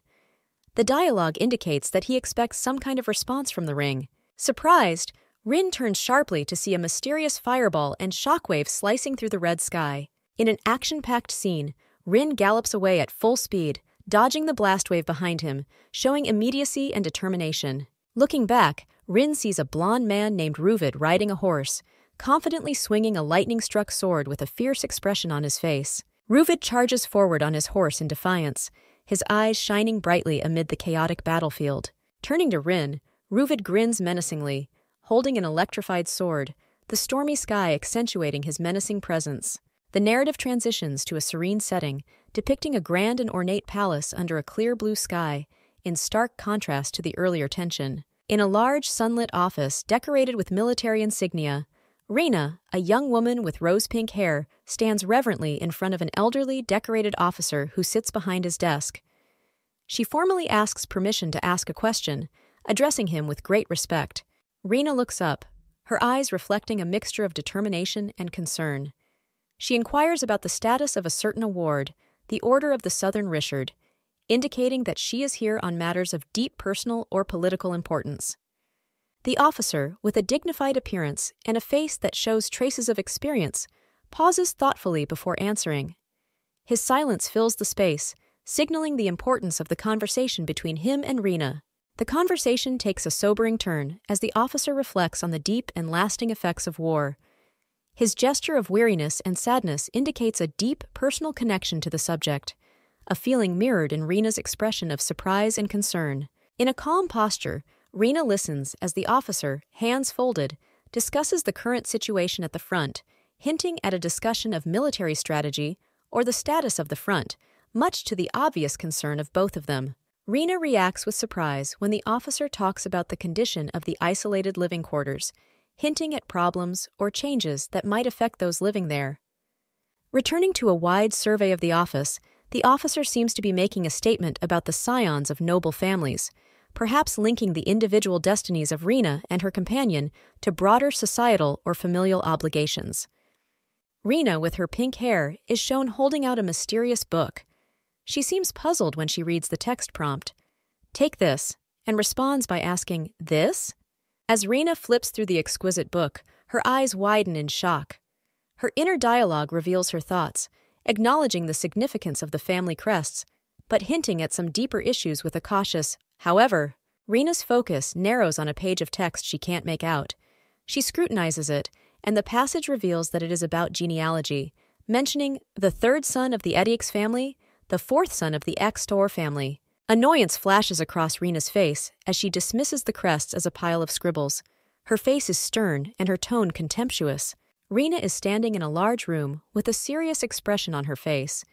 She ponders the sinister motive behind the nobles sending away unwanted children as if they were disposable.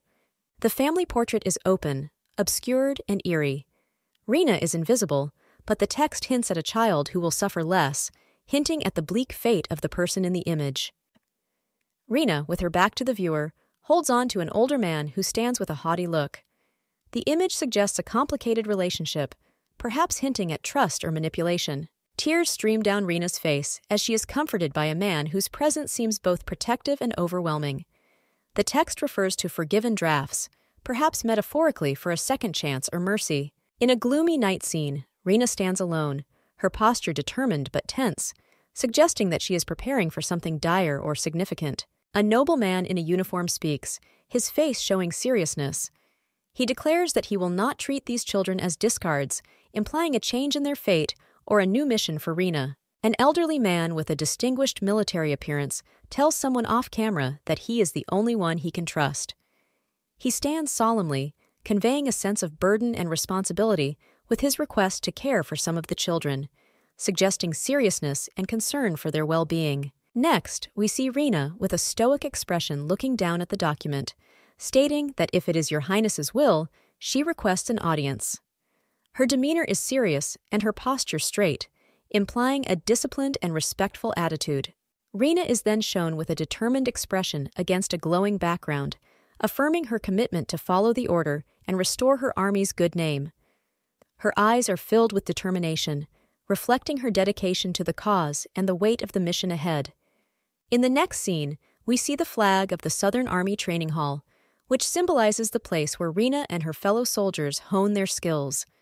The setting is quiet, but speaks of the rigorous training that takes place there. Rena then stands firmly with her back to the viewer, ordering someone to step back. Her posture is commanding, and the atmosphere is tense, indicating a serious confrontation or a moment of assertive leadership. The perspective changes to see Rena on the rise, addressing a group of soldiers.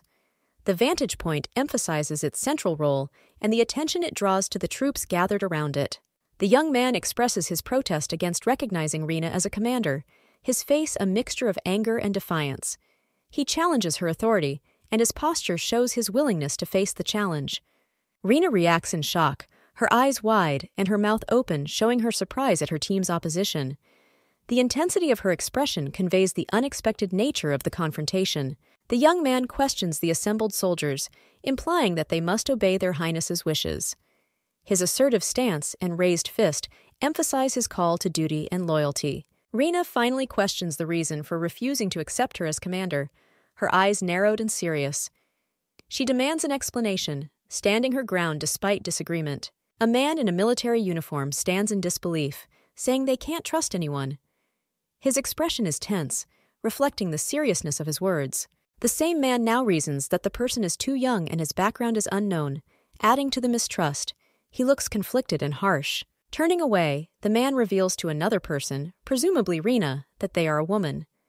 The revelation seems significant, and it carries an undertone of shock or accusation. Rina looks surprised and worried as she silently asks what she should do now. Her alarmed expression and body language indicate that she is troubled by the recent discovery. Showing disappointment, the man makes a face and comments on the audacity of the situation. His face is mixed with anger and resentment. The tension builds as the man with glowing eyes clenches his fists, ready to face the challenge. The atmosphere is tense with anticipation. Rina, with her back turned, confidently declares that she too can be a hero, despite what happened. She radiates a sense of determination and defiance. A pensive Rina holds the gem, pondering its meaning. She looks pensive and somewhat upset. Rina, now looking directly at the viewer, asserts that she has the same physical abilities as the others, indicating a willingness to prove herself. Amidst the stormy background, a dark horse rears up against a fiery horse with figures ready for battle, evoking the feeling of an epic confrontation. Ruvid stands with a fierce glare, electricity crackling around him as he fiercely warns not to advance or he will burn the other person. His eyes glow a menacing pink, and his voice seems to echo menace through the fiery scene. Rin replies with a determined and somewhat amused expression that if the threats are intolerable, you might as well be ready to bite back. He holds a sword, the blade of which reflects fiery light, hinting at an imminent clash. Ruvid's face contorts with fury, his teeth are bared. The background is ablaze, reminiscent of a tense battlefield, containing the raw fury of Ruvid's howl, which seems to be both a battle cry and an expression of his inner storm. In the heat of battle, Rin moves with agility, his figure almost like a ghost amidst the chaos. He charges ahead with focused precision, seemingly unaffected by the explosive scene around him. Wide-eyed and open-mouthed, Ruvid looks startled as he asks what's going on, perhaps caught off guard by Rin's movement or the unexpected turn in the battle. As Rin advances, Ruvid, caught off guard, can only exclaim in shock. His eyes are wide, reflecting the flames that surround them, emphasizing the intensity of the moment. Rin charges forward on his horse, his frame oozing confidence and control, and Ruvid looks at him in surprise, his posture suggesting that he is bracing himself for the impact of Rin's bold step. The scene cuts to Ruvid watching Rin gallop away, the latter with his back to the viewer as he makes a strategic retreat, leaving a trail of dust and confusion in his wake. Ruvid stands after the fight, under a dark, ominous sky. His stance is one of calm contemplation, the former chaos now replaced by a tense silence, signifying a temporary calm before the storm. Rin's expression is one of startled realization. Dramatic lighting and harsh shadows cast across his face heighten the tension, leaving the viewer wondering what pivotal moment just occurred. Rin and Ruvid stand in front of an eerie glowing castle, bathed in the ominous light of a red sky. Foreboding fills the air. Ruvid, looking at the castle, remarks on its strangeness, to which Rin reacts thoughtfully, perhaps pondering the looming challenge they face. The castle looms, imposing and mysterious, without gates or paths, as if it is impossible to enter, creating a scene of mysterious isolation. Against the background of a fiery sky, it turns out that this castle is located in a land where only the dead live, which adds a terrifying layer to the story. Rin's face shows shock and fear, suggesting that they have encountered something terrible, confirming the castle's sinister reputation. A dark revelation emerges that this is the abode of a king among the dead, casting a shadow of terror over the duo's quest. In panic, as their nightmare seems to begin again, indicating that they are trapped in a horror from which they cannot escape. A grotesque creature with a gaping mouth is revealed, exemplifying the nightmarish reality Rin and Ruvid find themselves in. Rin is stunned, shocked at the unexpected turn of events, as Ruvid appears to scream in terror, hinting at the seriousness of their dire situation. Rin stares out the window at the reflection of the ship in the glass, pondering a strange omen that may herald the next chapter of their adventures. In a gloomy landscape, a majestic castle stands under a crimson sky, Its shape gives the impression that all the ghosts have gathered within its walls. Two riders on horses carefully move along the snowy path under the same eerie sky. The riders, one blonde and one dark-haired, seem concerned about the wide, menacing blizzard they've been through. In an office with a large desk, a dark-haired man, Rin, talks about feeling too detached from the face of the earth. Blonde Ruvil stands in front of him and listens attentively. Ruvil replies, noticing the oddity since Rin left the room, a tinge of concern on his face. Rin's face showed shock as he realized that only 15 minutes had passed, defying his sense of time. Rin's expression hardens in disbelief as she contemplates how little 3 hours has passed, suggesting a time warp. The silver-haired character calmly reveals that time flows differently in the province, implying mystical control over its flow. Rin, in his dark attire, stands stunned as the words about the altered time stream prove to be true, adding a layer of urgency to the atmosphere.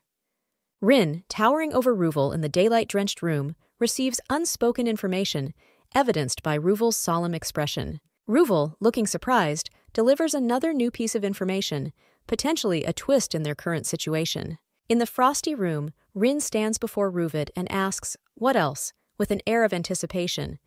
Ruvid, turning to the side, utters a weak "oi," as if caught off guard or in thought, adding to the tension of the moment. Beneath the cosmic backdrop, Rin's sharp gaze pierces forward as he delivers serious news. The Iota Knight attacked Miss Rena with a sword, reported that the wound is serious. His face reflects the seriousness of the situation, emphasizing the urgency of the matter. Fear paints Rin's face as he learns of Rena's injury. "Is Miss Rena hurt?" he exclaims, the words coming out in shock and concern, emphasizing his emotional involvement in Rena's well-being.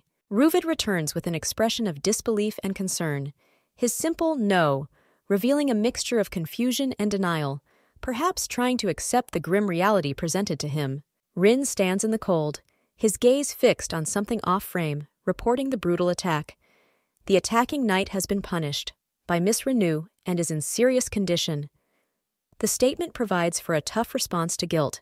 In a contrastingly warm and elegant room, Rena's detached comment, "Is this the beginning of a cover-up policy?" stands next to her placid sip of tea, hinting at political machinations behind the scenes. Amidst the golden glow of the room, a cat-eared servant shouts energetically, their actions and words lively and bold, as if telling an energetic story, bringing a sense of dynamism and humor to an otherwise serious narrative. The maid stands triumphantly over her invisible enemies, demanding, "Leah, have you finally ordered these Bespredelschicks?" Her vivacious demeanor is a stark contrast to the somber events described earlier, bringing a bit of whimsy to the story. Rena listens quietly, holding the cup to her lips, reflecting on the past event. "These are all stupid rumors. That knight himself fell." Her statement, which dismisses the rumors, reveals a secret layer of the unfolding drama. The maid reacts with surprise and horror, her "ah!" accompanied by a panicked wave that captures her shock at Rena's confession, her previous confidence seemingly shattered by this unexpected revelation. In a room decorated with a golden motif, Rena stands with a maid holding a cup. They trade words about a scarier past versus a potentially organized future, pondering whether there is a plan behind recent events. Rena, with her eyes closed, seems to be enjoying a cup of tea. Her internal monologue reveals her concern for the Filcher chief and a group of knights, suggesting political intrigue. Sitting across from the maid, Rena holds a cup while the maid reads a letter. Rena's realization leads to the revelation of a formal dinner invitation from the cardinal, which seems like a major event. A close-up shows Rena's surprised reaction as a small blue flame grows from her head, an unusual and magical event that emphasizes her shock.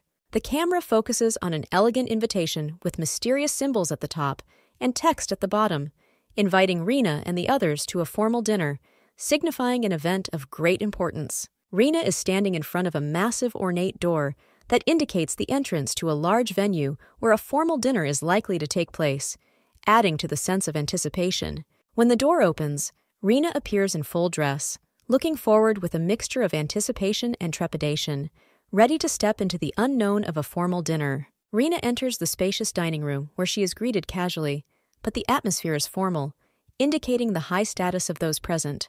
The hall is shown from above with a large table set for a meal, creating a sense of scale and formality. Rina stands out with her bright outfit against the dark colors of the hall. The young man glares at Rina, highlighting a possible tension or important dynamic between them as she stands beside him. Rina stands with a surprised look on her face and a bubble saying, "Huh?" She seems surprised or confused. In the bright room, Rina hears from Ruvel that there are rumors about her close friendship with the Order of the Pelesians. Ruvel's tone seems playful, perhaps teasing Rina about this connection. Rina, sitting across from Ruvel, directly asks him why he summoned her, a mixture of curiosity and suspicion on her face. Ruvel, casually sprawled out at the dinner table, scornfully wonders why she asked, assuming he thinks the reason is obvious or unimportant. With a close-up on the wine glass, the dialogue foreshadows an upcoming, fully prepared campaign in the province, hinting at significant events to come. Ruvel holds up his glass, declaring the importance of the rearguard detachment in the first march. He looks confident, perhaps with strategic plans in mind. Rina looks down, determined, declaring that she will not take command of the squad. Her behavior shows determination and perhaps frustration. Another character, a woman with amber eyes and blonde hair, appears stunned, with an exclamation in the speech cue that signals a dramatic revelation or incident. Rin, a man with black hair, also shows a shocked expression. His wide eyes and open mouth suggest that he is witnessing something strange or disturbing.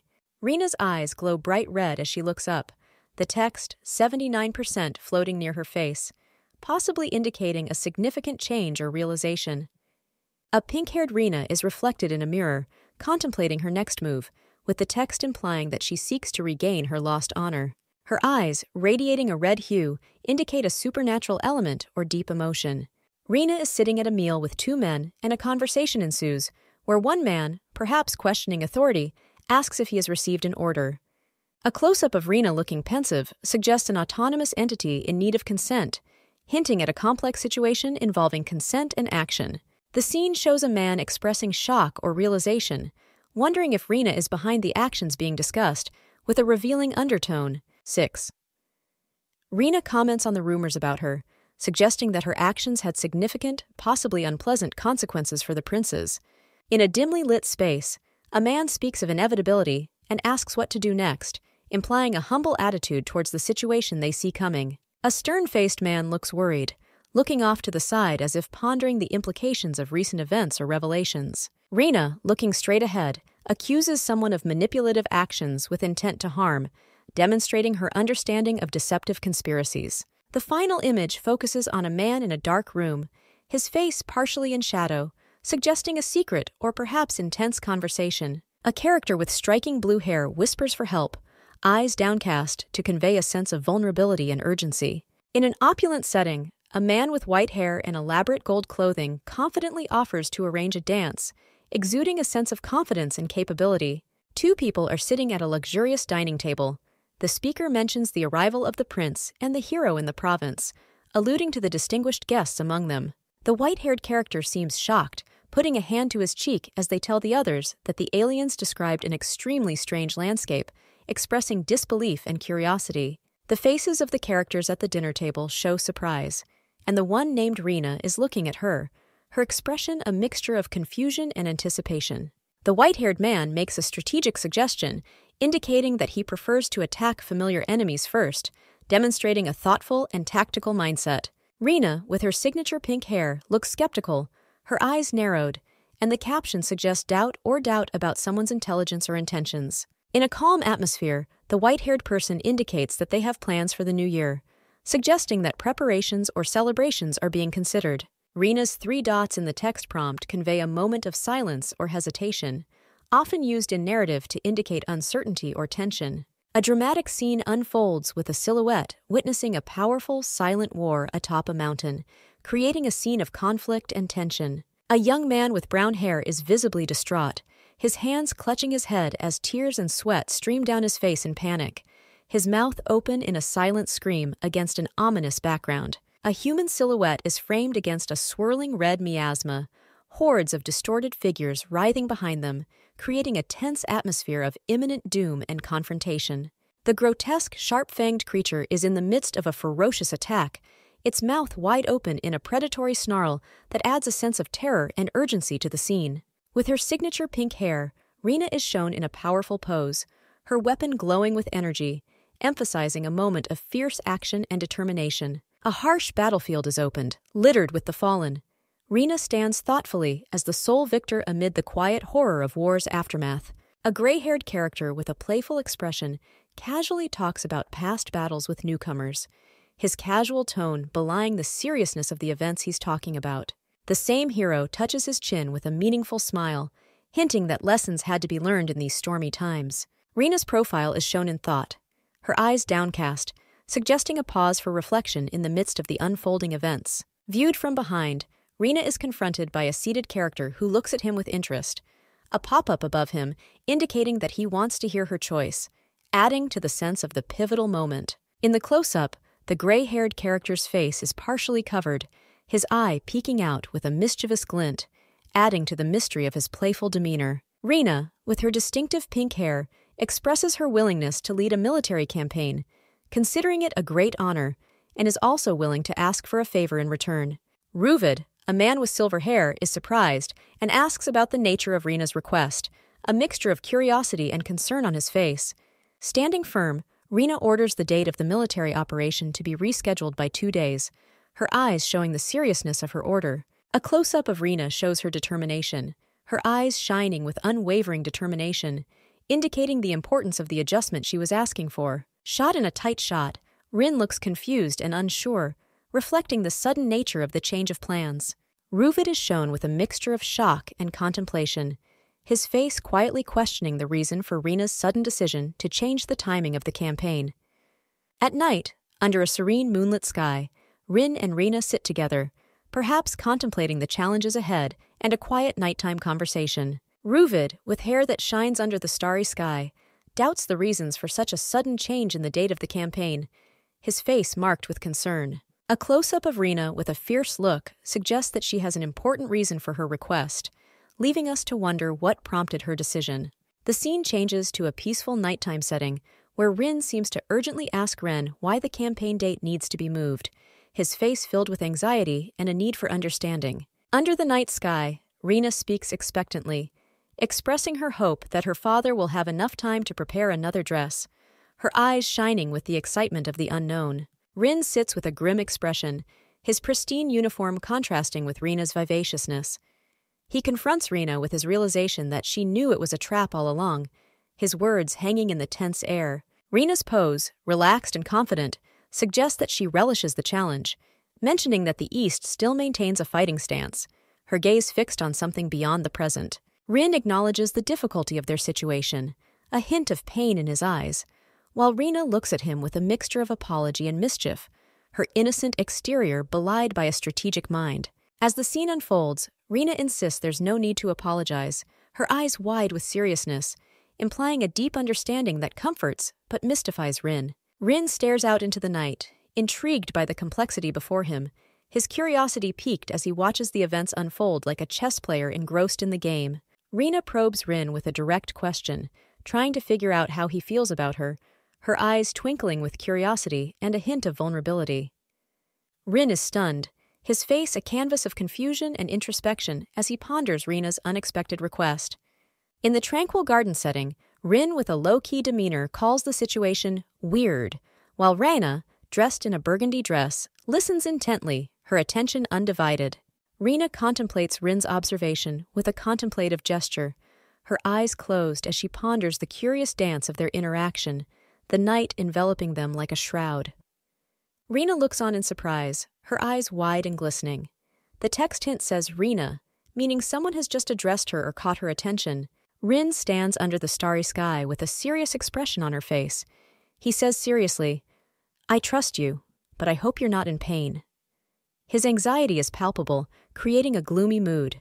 Rina stands with a gentle smile, looking straight ahead. A language cue shows her reply, "I hope you don't get hurt either," echoing the sentiment of mutual concern. Rina, closing her eyes, expresses her hope that Rin will not be hurt. Her calm face reveals a deep sense of care and concern for his well-being. Rina's eyes are strained as she urges someone to listen carefully to her words. This is a key moment where she emphasizes the importance of her message. With a stunned expression on his face, Rin learns of the military expedition that is to take place in 2 years. The seriousness of the situation was clear from his wide-open eyes. A young maid holds on to Rina's dress in a room named after Rina. It is a quiet moment, perhaps of comfort or guidance, in an elegantly decorated room. An older man, possibly military, expresses disbelief at the solo expedition. His surprise is marked by a raised eyebrow and a hand gesture. Rina stands confidently, and the maid looks at her. The dialogue reveals Rina's decision to go on the journey alone, without an entourage, assuming the role of vanguard. The same man in military uniform seems to have never heard of such a thing before, as evidenced by his wide eyes and the tone of his words. This is a historical moment of defiance or innovation. The girl with pink hair, Rina, confidently asserts that every business has a beginning.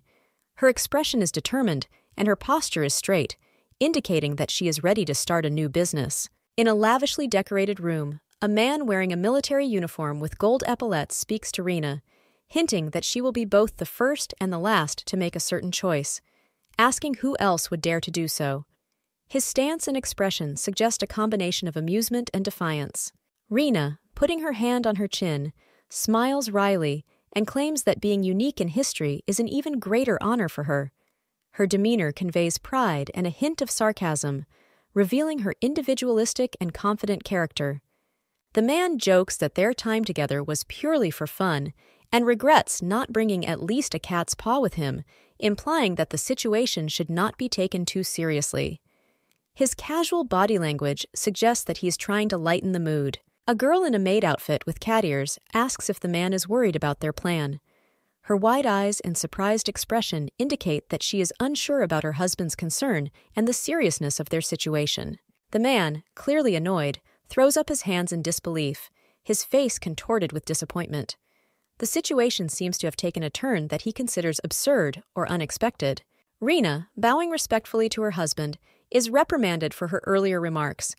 The man's stiff posture and stern expression indicate his authority and perhaps his disapproval of Rina's previous behavior. The man dismissively says goodbye. "Your Highness," in a formal but cold manner, while Rina watches from behind. The tension between them is palpable in the elegant setting of the room. In the final conversation, Rina pleads for trust, her gaze sincere and pleading as she looks at her husband, indicating a crucial moment of vulnerability and the need to believe in her abilities. In a large room, an elderly man with dignity, dressed in an elegant uniform, silently ponders. His facial expression is pensive, his thoughts seem heavy. Beside him, a young woman with pink hair and sparkling eyes, also in a military uniform, watches with gentle trust. Her demeanor is calm but persistent. A man, perhaps a high-ranking officer, finally speaks, trying to understand Ren. His tone suggests a mixture of humility and determination to bridge the gap of misunderstanding. Rina answers modestly with a soft smile, her eyes closed, and a faint expression of satisfaction on her face. She seems to be enjoying her personal victory. In an emotional twist, a young woman with pink hair, Rina, stands with her head bowed, expressing her victory in soft words.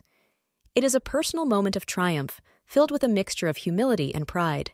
Beneath the dark arches, Rina strides forward with purpose, her cape billowing behind her. A figure is waiting for her in the distance, standing alone in anticipation. The silver-haired man turns to Rina with a smile, trust and expectation in his words.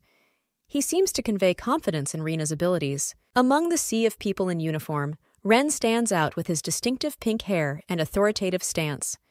She appears as a central figure who holds the team. Finally, the same silver-haired person, now revealed to be a figure from the past, speaks of glory and virtue, his words directed at Rina in the moonlit open space. A man with silver hair looks forward, his eyes full of determination and hope. He seems ready to embark on a new journey or challenge, his face set on the future. Rina stands before a stormy sky, her back to the viewer, overlooking a coal-strewn landscape and a crowd in shadow. Rina jumps into the abyss of red light, her cape fluttering as if diving into danger. With glowing red eyes, Rina stares forward with a stern expression, hinting at determination against the ominous red background. Rina stands in the air, surrounded by stretched figures, against a chaotic background of red and black stripes, which creates a sense of conflict. A close-up of Rina's hand, gripping her sword tightly as it strikes, sparks flying, suggests a fierce battle. Rina's fierce gaze meets the viewer, her weapon at the ready, amidst a surge of power that lights up her face. Rina's portrait is elegantly framed, and text identifying her as the last of the Grail lineage sets the tone for legacy and destiny. Rina stands at the entrance to a dark portal of fire, her face turned to the side, hinting that she is about to face something monumental. A menacing figure with glowing eyes beckons, while the text beckons Ren to come closer, creating an eerie invitation. The area is shrouded in mist, with ghostly figures and text recalling 5 long-dead kings, hinting at Rina's arrival at a place of considerable past. In a dusty room, a woman in a ball gown, her face a mix of curiosity and fear, confronts a dark presence, asking for her identity with a sword at the ready. A tall figure shrouded in darkness, eyes burning like coals, asserts his ancestral rights to the woman, speaking in a voice that seems to come from the depths of time itself. From the shadows, the creature orders the woman to show remorse, its eyes piercing the darkness, an unspoken power behind its curt demand. A woman stands on the edge of an abyss, the abyss below her, and the entity proclaims its dominion over the dead, its voice echoing around her. The woman questions the value of a kingdom filled with ghosts, a surprised scowl crossing her face as she addresses the void below her. With a determined gaze, she declares that the world above her belongs to the living, defying the darkness with her steadfast stance. Ghostly figures with eyes glowing with an otherworldly light surround her, dismissing her claims with a possessive line that seems to whisper an ancient right. Time is on the ghostly creature's side as they remind the woman of their eternal patience by surrounding her with their eternal clock. An abomination without eyes and a nose appears, a tangled mass of horror, its mere presence a silent cry that chills the bones. A regal shadow stands against the twisted trees, its first cry piercing the silence, commanding attention with a presence that is both terrifying and haunting. In a stunning night scene, a chained figure sits on a throne, skeletal branches trailing behind it like an ominous crown. His face is hidden, a harbinger of foreboding. A woman with a choker and flowers on her dress stands in the dark opposite the figure.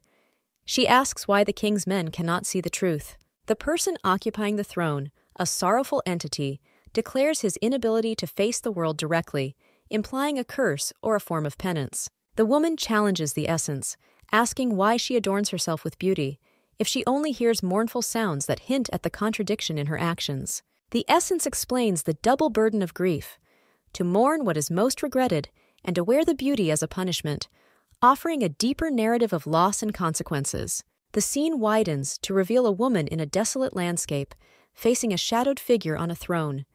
The bubble means that their collective mourning is well known. The entity, revealed to be bound and faceless, ominously informs the princess that her fate is already known, hinting at the impending tragedy. The princess is depicted in battle, her dress torn and stained, representing the struggle or confrontation that took place, a testament to her resilience or despair. A bright flash of light is compared to a blow to a sleeping heart, indicating a moment of awakening or an important revelation. Finally, the hand drops a glowing sphere onto a dark surface, accompanied by text that speaks of consulting the whisperings of the heart before making a key decision. Rina, a girl with piercing eyes and pink hair, stands adorned with an elaborate necklace. The caption reads like a foreboding whisper that the king's heart is preparing after his first cry. A dark castle appears beyond the twisted trees, a stunning sight. The words horribly hint that a secret heart is hidden in her depths. The brainless abomination screams into the silence, her scream vividly represented by the word scream above her gaping mouth. Rina's eyes burn with determination, her stance withstanding the gust of wind, ready to face the unseen threat in the strong wind. Standing in front of the creepy undead army, Rina looks at the castle. The text ominously notes that the closer you are to the castle, the thicker the ranks of the dead. Rina's eyes, wide and intense, reflect a quiet desire to pass unnoticed, but the text reveals that the path is too narrow for stealth. Rina descends into the depths of the castle with her sword drawn. The surrounding text heightens the tension by asserting that the road is too narrow. In the thick of battle, Rina stands firm as monstrous creatures pounce on her. The tension is palpable because it is surrounded. A close-up shows Rina's shocked face. The only word, "what?" captures her surprise when she witnesses an unexpected event. The creature's roar fills the stage as Rina engages in combat against the unrelenting undead, punctuated by the sound of the action. Rina stands confidently in the midst of a horde of defeated enemies, declaring that her path is cleared by their defeat. Her demeanor is poised, undaunted by the danger she faces, her sword at her side as evidence of her victory. Rin, framed against the background of a fiery sky blocked by a darkened sun, looks contemplative and distant. His bow at the ready, hinting at the severity of the battles he has seen, and those yet to come, he is silhouetted as a lone figure against a vast, burning backdrop. In the close-up, Rin's expression is serious, his concentration evident as he stares ahead. He prepares an arrow, the details of his form showing signs of belonging and readiness, his gaze fixed on unseen challenges. Rina looks up with a mixture of surprise and recognition in reaction to Rin's shot. The text suggests a moment of unexpected help, hinting at an alliance or twist in their shared narrative. A smile graces Rina's face as she acknowledges Rin's help, the warmth of her expression contrasting with the dangerous surroundings. The dialogue shows her gratitude, suggesting that Rin's actions were not only helpful, but kind. Rin smiles gently, confident. The text adds a layer to his character, implying nobility or honor, his calmness showing that he is an honest man. Viewing the chaotic scene from above, Rin's pose is commanding. He is a strategist who observes the consequences of his actions. His dialogue implies a complex relationship with the unfolding events and those who participate in them. Rin is confused, as the text implies that he is hearing unexpected or disturbing news. His composure drops slightly, indicating a change in history or a challenge to his expectations. Rin stands firm, bow in hand, declaring that their next move will not be towards the castle. His determination is evident, his profile set against the backdrop of their recent conflict, hinting at strategic decisions prompted by developing events. The conversation continues with a question, perhaps from a companion asking the direction of their journey. The speaker's uncertainty is evident, contrasting with Rin's earlier determination and indicating a twist in their plans. Rina looks up intently, insisting that you listen carefully to her words. Her pink hair frames her determined face, and her red eyes glow brightly. Rin looks concerned as she states that they are on their way to the trophy. He has a determined look, his dark eyes showing a hint of worry under his furrowed brows. A group of people stand in the dark cave looking at Rin and another man standing at the ready, their expressions serious and focused on the task at hand. Rina, smiling confidently, comments on someone's trustworthiness and obedience. Her eyes sparkle with mischief, indicating that she is pleased with the situation. Amidst the chaotic scene, Rina questions what's going on, asking if they're corpses, her eyes wide in shock and a look of urgency on her face. In close-ups, Rina's eyes represent a moment of realization or shock, while the exclamation point symbolizes her sudden surprise or insight. In the heat of the moment, Rina is stunned by the unexpected event, with only her alarmed eyes and the bottom of her bladder visible. Determined, Rina declares the situation Seal of the North, her gaze alert and full of knowledge of what that means. The scene cuts to a larger perspective where the group can be seen from behind looking at the open cave. Someone points to Rina, who can be seen standing up on the ledge. Rina's face is shown in close-up, her eyes wide in shock or realization, reflecting the seriousness of the situation as she looks at something disturbing or important. In a close-up of Ren's intense drama, her gaze is determined and she shouts the order, "Fire!" The urgency of her order is palpable, reflecting the tension of the situation. Rina stands on a cliff looking down at a legion of soldiers prepared for battle. The stage is ignited by the fiery glow of a giant 01 looming in the background, a symbol of the coming confrontation. The battle is in full swing, and Rina is in the middle of it. She confronts the monstrous creatures with a fierce expression on her face that emphasizes the seriousness of the fight. One creature is already in her hands, subdued by her power. With an arrow fired and a grim determination on her face, Rina charges into battle. The text reflects a critical moment. I am being targeted, hinting at her as a focus of enemy aggression. A man stands amidst the chaos, his face showing worry and fear. Arrows rain down around him as he seems to contemplate the unfolding violence with a heavy heart. A tall figure stands in front of Rina, her eyes wide with shock and possibly betrayal. The words, "Father, you have come to kill me," spill out, revealing the deep personal conflict at the heart of this epic struggle. Woe to Renu, who is preparing against the onslaught. The arrows fall like a deadly downpour, and she stands resolute, a lone figure against the odds. Rina stands in the vortex, eyes wide and focused. She boldly exclaims, her words, "Everyone here?" hangs in the air, which translates as, "Everyone go here," as if calling or commanding a group. Surrounded by the chaotic scene, Rina looks steadfast and poised. She is at the center of the vortex, the creatures descending on her as she radiates calm defiance, the sound of their approach rendered as okay reverberating around her. In a dynamic stance, Rina wields her weapon with intense concentration. Her strike is powerful and accurate, cutting through her foe. The impact is displayed as a sharp AUF, indicating the force of the collision. Rina slams the creature hard, her movement so fast that it creates a shockwave shown as TJ. The force of her action causes the opponent to stagger, highlighting her strength and skill in combat. Rina's father stands firm, his face stern and tense against the fiery chaos. His gaze is commanding, suggesting that he is an authoritative and commanding figure amidst the turmoil. Finding himself among the undead, his father's concern grows when he overhears him pondering his situation. He says, "What, Zaytrialsia among the dead?" which translates as, "What? Lost among the dead." Amid the blur of traffic, panic sets in as the father asks, "Where's she going?" or "Where did she go?" Shows a moment of confusion and concern over Rina's whereabouts as chaos engulfs the scene. The father's voice cuts through the din. "Your Excellence, more dead are approaching," which translates to, "Your Excellence, more dead are coming." His warning is clear and forceful, adding to the tension in the ongoing struggle. Sweat beads on the father's forehead as he looks stunned by the situation. His wide eyes reflect growing fear as the reality of their dire situation sinks in. In the close-up, the father's profile is carved with anxiety.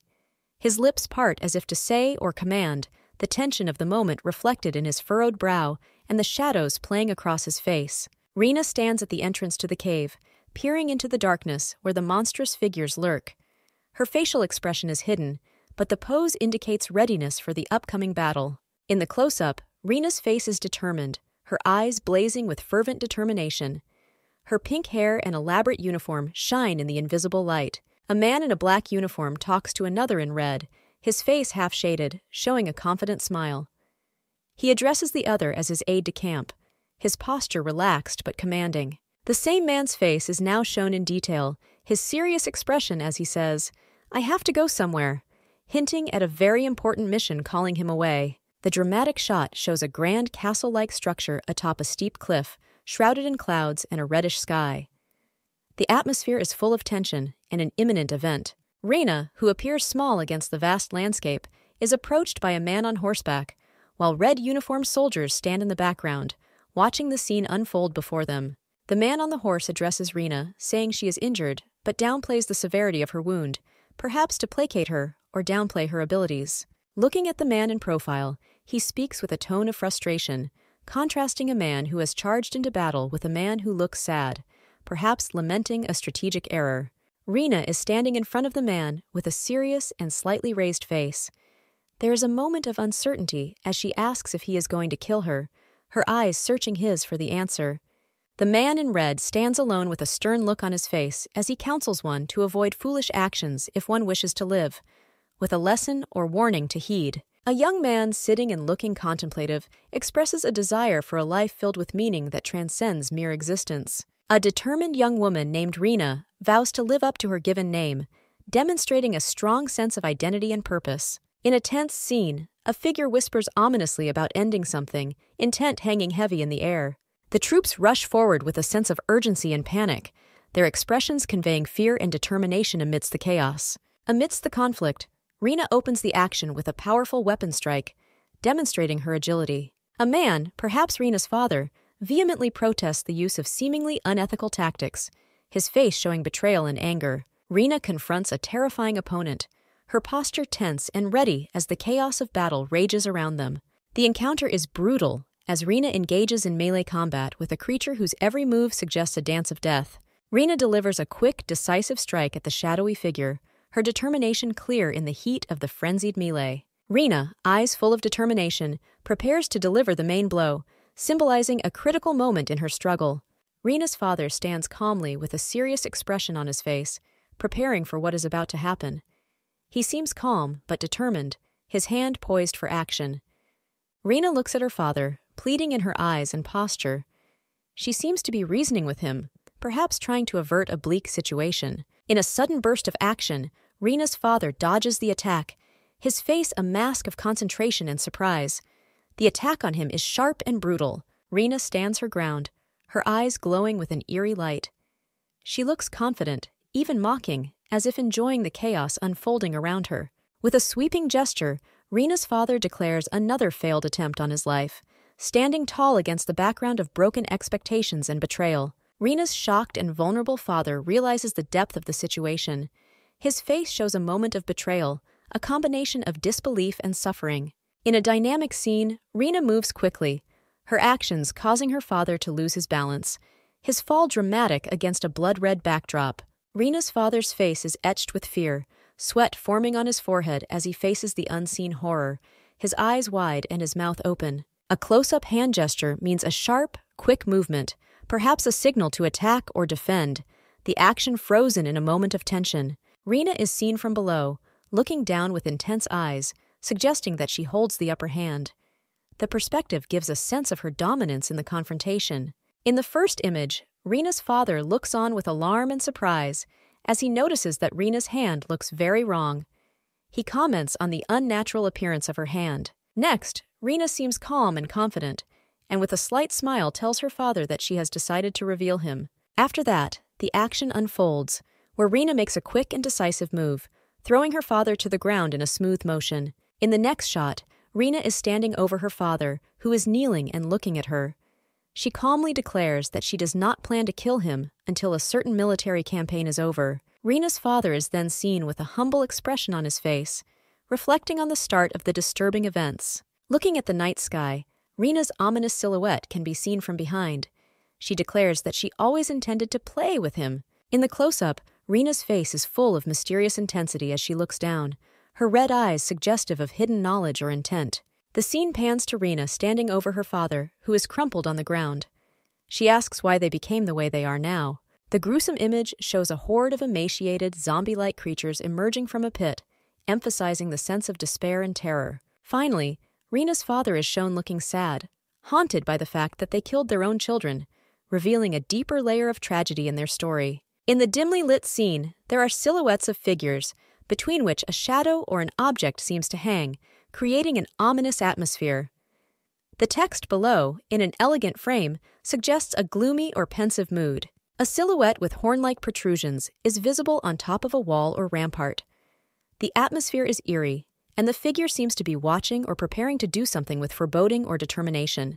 Rena stands amidst the desert landscape, looking ahead with a determined expression on her face.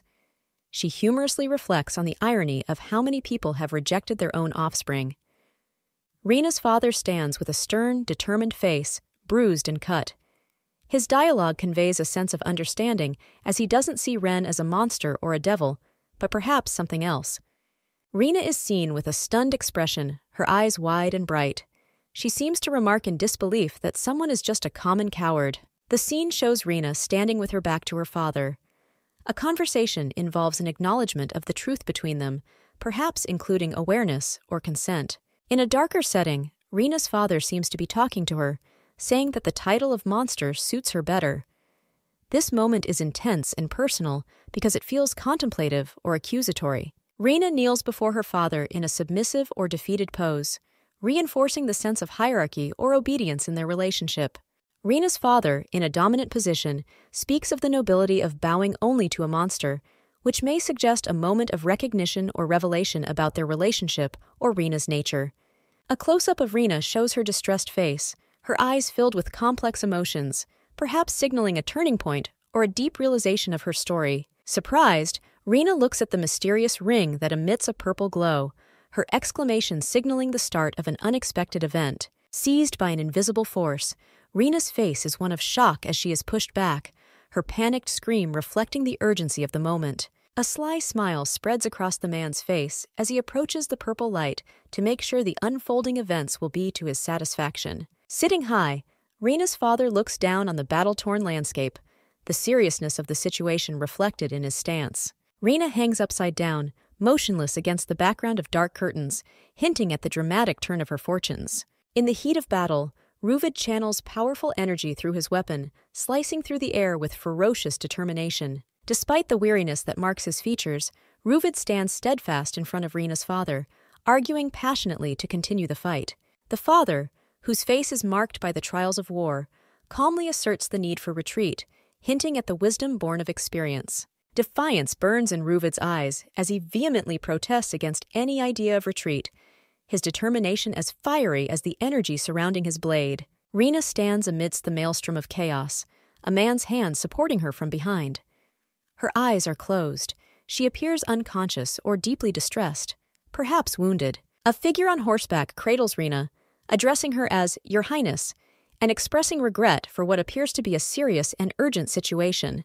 A soldier sees Rina being taken away on horseback. He acknowledges her nobility with respect, expressing what appears to be a farewell or acknowledgement of her status. The man with Rina on his horse speaks to an invisible speaker who declares that the castle is beginning to collapse, prompting a startled and urgent response from him. The castle, now in ruins, can be seen in the background as the soldier reports his death.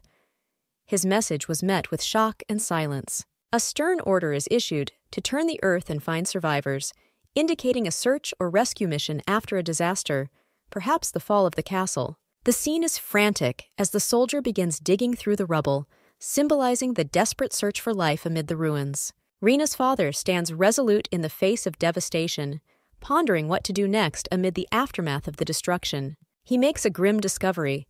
Where the castle once stood is now a swamp, and all the dead have disappeared, suggesting a mysterious or supernatural event. In a commanding tone, Rina's father orders them to continue their search, refusing to give up despite the bleak circumstances and obvious loss. In the dark cave, soldiers dressed in red look around, one of whom says they searched for 5 days without finding anything. A man in a black and red uniform touches his chin thoughtfully, lamenting the need to return after a long search without results. As dusk falls on the desolate landscape, one character notices the absence of the Eastern Army, leading to the realization that only their group has survived. Amidst the fire and devastation, the leader orders his troops to cease their efforts and prepare to declare the victory of the North. Exhausted and battered, the soldiers respond with silent desperation to the command to stop searching as lightning rips through the sky. Holding hands, Rina's father is helped by fellow soldiers as they walk through the area with their wounded comrades. Rina watches the aftermath, where many soldiers lie wounded, and the gravity of the situation is in the air. The silver-haired man ponders whether the North has indeed returned empty-handed, a mixture of curiosity and concern on his face. The group stands in the ruined castle, and Rina listens as her father confirms that they are the only ones who came back alive, but that someone else is out there. The man's face contorted in shock and disbelief when he heard that not everyone had died, as was believed to hint at an unsolved mystery. A man named Rin, dressed in military uniform, stands next to his horse against a background of fiery chaos, while soldiers behind them prepare for what appears to be a serious battle. Rin appears in close-up with a stern look on his face as the speech bubble emphatically proclaims him as Hero of the East, Rin Avenger. In the cobbled square, Rin and his troops, mounted and on foot, encounter a lone figure in white. The text in the scene foreshadows the expected confrontation, hinting that Rin brings something important. Rin can be seen confidently tossing a bag of gold coins to the ground in front of him against a dramatic red sky. Falling coins imply a transaction or challenge. A figure dressed in white, suspected to be Rina's father, suspiciously examines the scattered coins, asking if they are all gold, indicating doubt and intrigue regarding Rin's proposal. The narrative changes when a regal-looking character, perhaps a higher authority, reacts with shock, suggesting that Rin's actions were unexpected and possibly forbidden. An elegant figure in white, holding a cane, comments on the beauty of the military expedition with a hint of sarcasm, perhaps mocking the struggles they faced. A discussion ensues between the man in white and Rin that revolves around the hardships of the army from the east and their time in the province, revealing a history of challenges. Rin stoically replies, 11 days, revealing the length of their arduous mission, while the man in white stands behind him, holding the gold piece up to the light, appraising its value. The final exchange reveals a discrepancy in the perception of time spent in hardship, with the man in white saying 7 days, perhaps contradicting Rin's earlier statement, adding tension to their discourse. The silver-haired man reflects on how time flows differently for everyone, alluding to a personal sense of isolation with a contemplative, however. This person reflects on the return from the north, which took place 4 days before he was expected in the east, and reflects on the disappointment of returning empty-handed. In a dimly lit scene, two soldiers discuss a bleak discovery, a black swamp where they hope to find dragons or a king's heart, but found neither. The silver-haired one speculates if the seat was empty due to someone already taking what they were looking for, hinting at a secret or competition. Wide-eyed, the same character is shocked to realize that someone managed to get the king's heart in just a day, marking a significant and surprising event. A man in a red military uniform curses, his expression contorted with anger and disappointment, as if something or someone has eluded him or caused him great trouble. The silver-haired man addresses the two soldiers, nonchalantly pointing out that someone is standing behind them, hinting at a presence that has gone unnoticed. One of the soldiers panics and despairs when he finds himself face to face with a menacing swamp-like entity, its dark presence overwhelming. The same soldier stands stunned and in denial as a glowing figure appears behind him, perhaps indicating a supernatural or unexpected turn of events. The pink-haired Rena looks surprised and worried while sitting on a barrel surrounded by people, as if she has just heard some shocking news or is in a sudden situation. In the stillness of the night, Rena stands holding a ladle, the moon illuminating her form. She seems to be waiting for someone or something, with a subtle hint of anticipation in her posture. Rena is caught off guard by the sudden return of her father, a man marked by life's experience and hardships. The warmth in her eyes contrasts with his tired demeanor as she greets him with a simple, hopeful question. Her father's face is covered with exhaustion and the scars of past troubles. He looks up, a mixture of relief and disbelief on his face, as if he's seen a ghost, or perhaps something even less likely. The atmosphere becomes cold and dark as the father recounts with horror how he witnessed Rena's fatal fall, his voice mixed with pain and despair, the memories vivid and unbearable. A monstrous creature looms in the darkness, its eyes shining like ominous rubies. This ominous scene sets the scene for something ancient and terrifying, a mystery perhaps best left unsolved. With eerie calm, Rena faces the beast, her eyes matching his infernal glare. She stands firm, her resolve firm as she counters the creature's insinuation with a simple, "No, devil." The air crackles with tension as her father, stunned, demands to know what trick Rena used to defy death. His stance is assertive, the need for answers etched into every line of his body. In an authoritative tone, Rena's father orders to show the heart that she took from the avenger of the southern lands. His voice is firm, the man is used to being obeyed. His desire for validation is clear. Rena answers with a calm smile, ready to agree. Her grace is steadfast, even in spite of her father's high demands. The servant bows deeply, holding up a pillow on which is fixed a heart like a precious stone, a sign of victory and dark deeds accomplished. In a dark red room hovers a magic ring with an elven script that glows ominously. The caption sarcastically mocks, hinting at an underestimated inner strength.